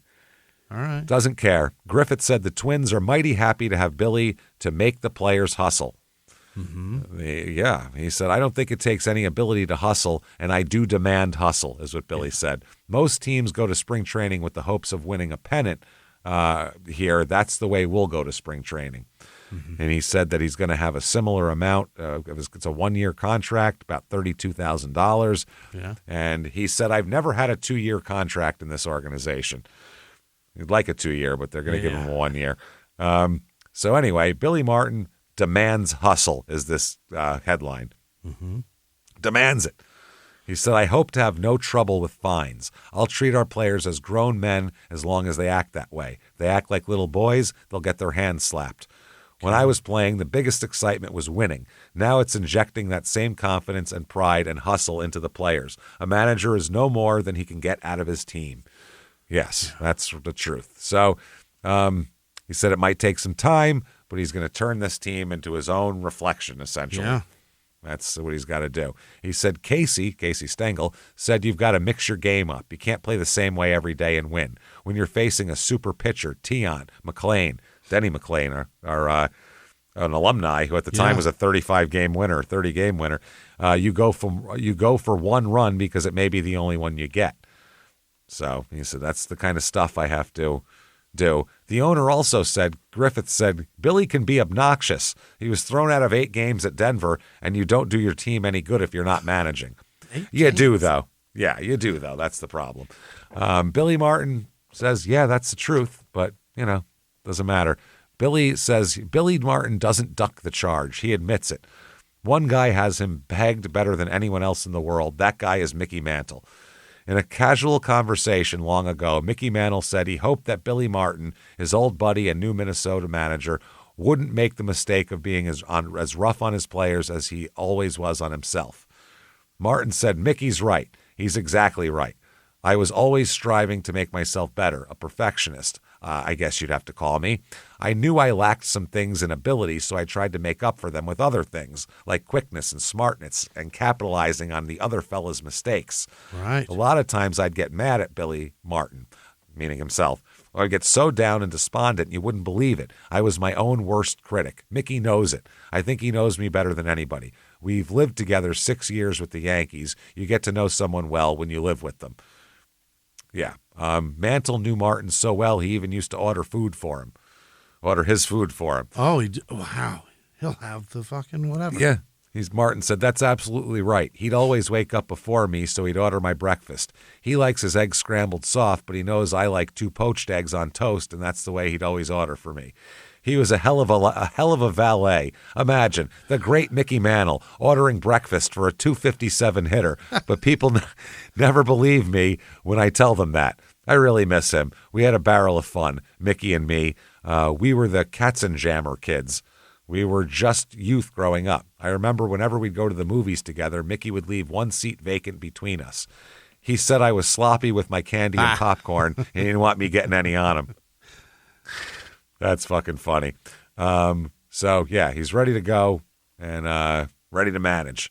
He said, we've got good players and a good club. We're good everywhere. Everything's good. Yeah. So Martin, the manager here, he said the basic fundamentals will keep you in the ball game. Defense makes the pitching. When you hear all the time that it's a pitching game, you don't see 20 strikeouts, do you? You see 7, 8 strikeouts and a lot of good plays. He's saying defense and pitching. Yeah. The Twins' new club, they're calling it under Billy Martin. They're saying this is going to be a whole different thing. He said, we will play different baseball. Players will steal bases, use the bunt and the suicide squeeze play, hit and run, and play the game for all it's worth. Mm-hmm. He's instilled into most players the confidence that they can do reasonably well practically at all facets of playing the game. He's the opposite of Earl Weaver. Earl Weaver yelled at people, hey, do you want those shitty little guys running around? Give me some big son of a bitch that hits a goddamn home run out of the park and we'll all go home. Fuck this bullshit. Whereas Billy's like, scrap and get everything you can. Yeah. Which, that's what you kind of have to do, especially if you don't have a great team. Yeah. And, I mean, how many did Earl go to? 1 World Series? How many did he go to? Couple. He went to a couple. He was good. Yeah. They were always he's a great manager. Fuck, yeah. Because I can't remember if Earl was managing them in the early 70s, because if he was, they were a fucking monster of a team in the early 70s. Then they got good again in the early 80s when the Ripkins came in there. So, but then that was Cal Sr. was, I think, managing when Cal Jr. He managed his son? Or maybe he was just a coach, Cal Sr. All right. Can't remember. Anyway, you want to do that. If you have the 27 Yankees, you just let them hit, and who cares? Don't steal bases. You're wasting outs if you get caught. Whereas if you have a shit team, different. This team. Got to get everything you can. 1969 Minnesota Twins, 97-65. Dang. First place in the AL West. How'd they do that? That is impressive. They lost in the championship series. They got swept by who? The Orioles. We just talked about Baltimore. Probably is, huh? Yep. Going to the World Series that year against the Mets, and that's the Mets, the amazing Mets 69, their whole big comeback, and they beat the Orioles in the World Series. That's that year. So the Twins, I mean, that's pretty impressive. They did damn well. First year managing, he takes them to win the division. That's a big deal. The key player to Billy was 23-year-old Rod Carew, whom Billy had helped win Rookie of the Year as a coach in 67. Without Billy for most of 68, Carew had slumped. Oh. Carew said, quote, "He was my father and my brother." Oh. That's what he said. Everything. He did not just coach you, he nurtured you, the whole you. Yeah. Well, Jesus Christ. take it easy, Ron. You feel like feeding him grapes and jerking him off and shit. Carew came into baseball with a reputation for being hot-tempered and moody. Even in his prime, he was being elected to 18 consecutive All-Star teams. He remained reserved and not easily approached by new teammates or reporters. As a young player, Carew would smash equipment and stalk off fields in frustration. Billy went to him and said he had to tone down his act. I laughed at him and said, "You've got some nerve telling me to tone it down, you of all people." Yeah. Crazy-ass Billy Martin. And he said, "You're right. I didn't always control myself, but that doesn't mean I'm wrong about you. You're too good to throw your career away." And he said that his recollections of Billy are rich and multifaceted. He says he remembers every detail of 1969. Mm-hmm. He said, "People think he came in and started ordering everyone around. That's an incomplete picture. He had rules, but he was also out there 90 minutes before every spring training practice working with me and other young ball players. I had some bad fielding habits, and he'd stand behind me as I took ground balls. And I can still hear his voice from behind me. 'Get your butt down, Rodney. That's good, good. Now soften your hands as you reach for the ball. That's it, Rodney. Do it again.' He would be out there in the hot sun for hours with me and the other guys who wanted to get better. There was no end to his dedication to making baseball players. He came to me and said, 'Your average dropped in 68 because you hit the ball in the air too much.' I don't know how he knew that when he was in Denver, but he was right. He said, 'You're fast. Let's learn to bunt and learn to keep the ball on the ground.' He taught me how to do both." Kept track of you. Yeah. Yeah, Carew became one of the best bunters in modern history of the game and a master of the one-hop single through the infield. Carew hit nearly 400 in 1977 and won 7 AL batting titles. Dang. His first, 1969, Billy's first year. How about it? So, yeah. Taught him how to play baseball. Taught him what to do, how to play at a major league level. He also said, Carew said Billy had an especially close relationship with the Latin players. He said, "I often thought that he got along better with us than the white guys." He said, "We sometimes were quiet and kept to ourselves. People called us moody or worse, lazy. We were just young kids living away from home and not necessarily fitting in. Billy got to know us before he judged us and figured out what made us tick. At one point, I was really upset because my parents were divorcing. My mind wasn't on the game. I just wanted to go home. So in one game, I hit a ground ball and just turned from first base and ran right into the clubhouse. I was in there taking my uniform off when Billy walked in." Carew said, "I'm leaving." Billy said, "Rodney, talk to me." He said, "I don't feel like talking." Billy turned to the guard at the door to the clubhouse and ordered him not to let Carew out. He said, "Go get a cop if you have to, but he better be here when this game ends. Keep him in here." Yeah. After the game, Carew told Billy about his parents, and Billy said to me, "I understand. I come home from a broken home too, but you can't leave a game. You can't walk out. You have responsibilities to your baseball family too. You want these guys to know that you can be trusted to play hard and be there for them. If you want to arrange a quick trip home to see your parents, we can do that at some point, but talk to me first." Mm-hmm. And he said, "I apologized and I didn't go home. I played harder. That's what I loved about him." So, yeah, Billy Martin is he's really good at this. He's really fucking good at this, though. So let's cut it off there. Yeah. And we will start back up in May of 1969 later with a headline that reads, "Billy Martin, same old guy." But he's getting the best at everybody. What does that mean? Billy is the only guy I've ever seen who consistently wins Manager of the Year, then gets fired immediately after he wins the award. It happened to him multiple times because people just can't fucking stand him. He does too much, causes too much chaos that even winning isn't good. They still can't deal with him. It's wild shit. George Steinbrenner used to fire him and then rehire him again because he knew he can't fire him because he's a good manager. It's a pain in the ass. Fascinating. So there you go, everybody. There is Billy Martin, part 4. Definitely, if you enjoy this, tell everyone about it. Get on whatever app you're listening on. Give us 5 stars. It helps a ton. Don't know why, but it helps drive us up the charts. Yeah. It does something, damn it. Head over to shutupandgivememurder.com. Oh, yeah. Definitely go there for all things Crime and Sports, Small Town Murder, and Your Stupid Opinions. Sure. Merchandise is up. Tickets for live shows. We're at the Moore in Seattle with Small Town Murder on October the 18th. Yep. And get your tickets for the virtual live show anywhere on Earth with internet. You can see the virtual live show. Going to be awesome, just like a regular live show. All the pictures, all the jokes, brand new story, Halloween themed and everything else. Creepy. We're going to be wearing costumes. Yeah. It's going to be great shit. Can't wait to share it with you. shutupandgivememurder.com for that. Follow us on social media at Crime and Sports. Also, get some Patreon for yourself. Patreon.com/crime in sports. Anybody $5 a month or above, you're going to get everything. We have hundreds of back episodes you've never heard before immediately upon subscription.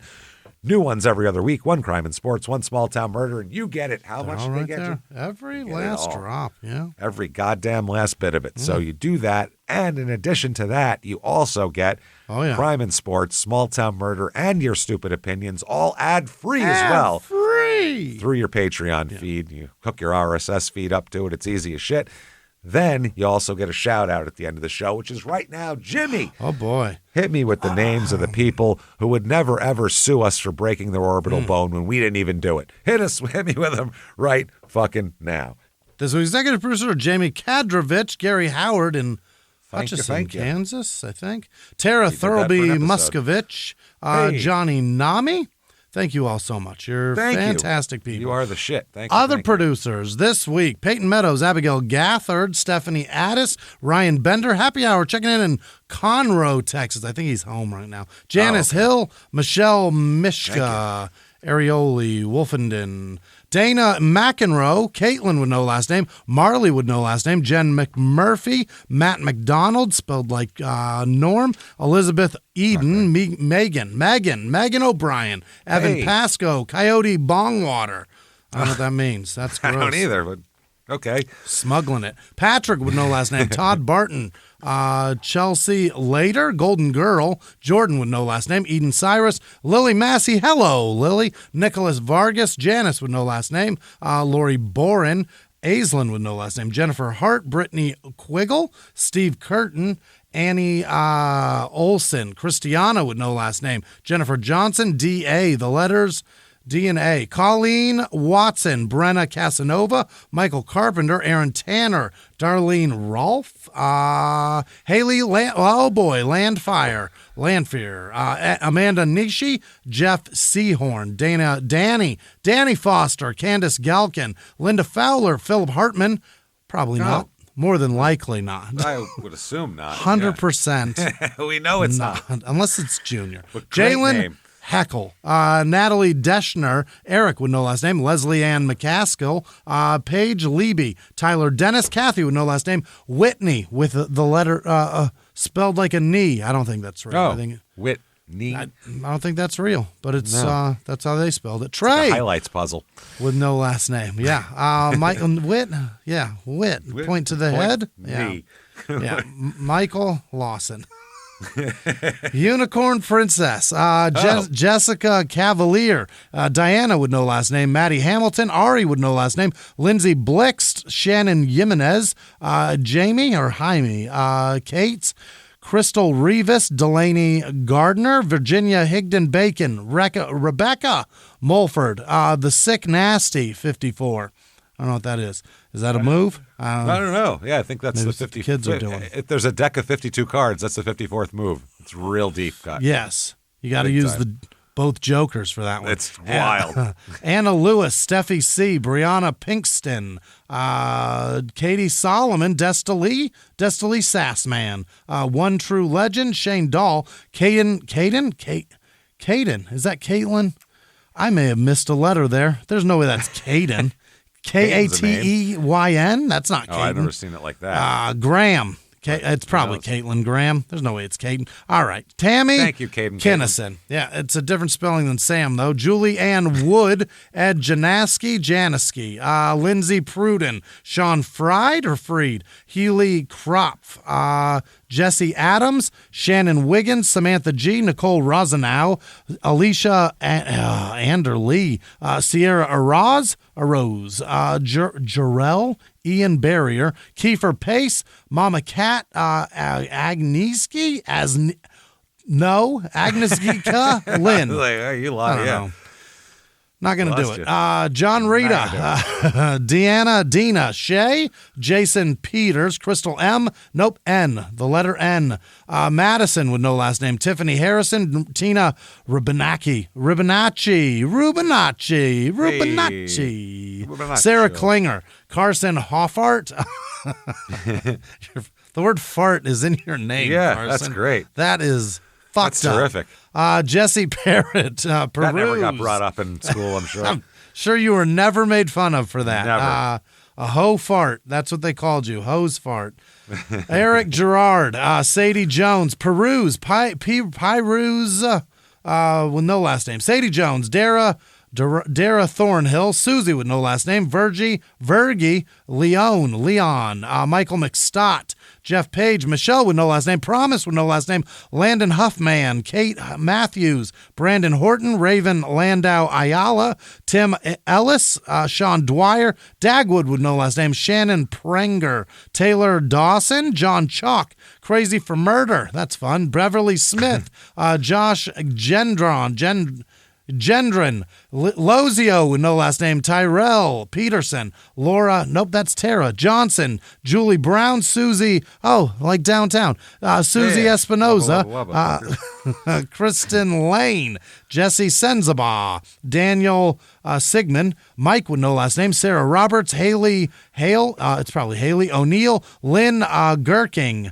Ashley Oldham, gross. Kayla Angela Age, Martin Olszewski, Ellen Elin with no last name, Keith with no last name, Haley Fuel, Heidi Gempler, Elena Werschnig, Tanya Averill, The Steel Artisan, Amanda Hitt, Schuyler Winnan, Jolene Jackson, Rachel with no last name, perhaps Rachel, Josh Maybe. Hayes, Casey Thayer, Amy Schaff, Kicken L, Kiken. I don't want to go too far with that. Ed Riceman, Meg Riceman. Patel, Pedal, Christy Sanford, Jen Faria, Michelle Rama. These are fucked up this week. Hard names Ramaglinali, this week. Real Kathy hard names Grope, this week. possibly Grop, Julie Mack McCormick, Jasmine Lamey, Chloe Ali Sarnak, Steve Warfel, Freya with no last name, Leslie Fry, Christine Anderson, Gabrielle Stevens, Jarrett Logan, Liz with no last name, Renee Martinez, Amanda Mary, and all of our patrons. Love you so much. Thank you. Thank you so much, everybody. You fantastic bastards. We appreciate all that you do for us. Thanks for hanging with us. Thanks for your time. Thanks for your money. Thanks for telling everybody. Thanks for everything you do for us. You want to follow us on social media, shutupandgivememurder.com has drop-down menus. It'll take you anywhere you want to go. Keep coming back and seeing us over and over again. And live from the Crime and Sports Studios, we will see you next week. Bye.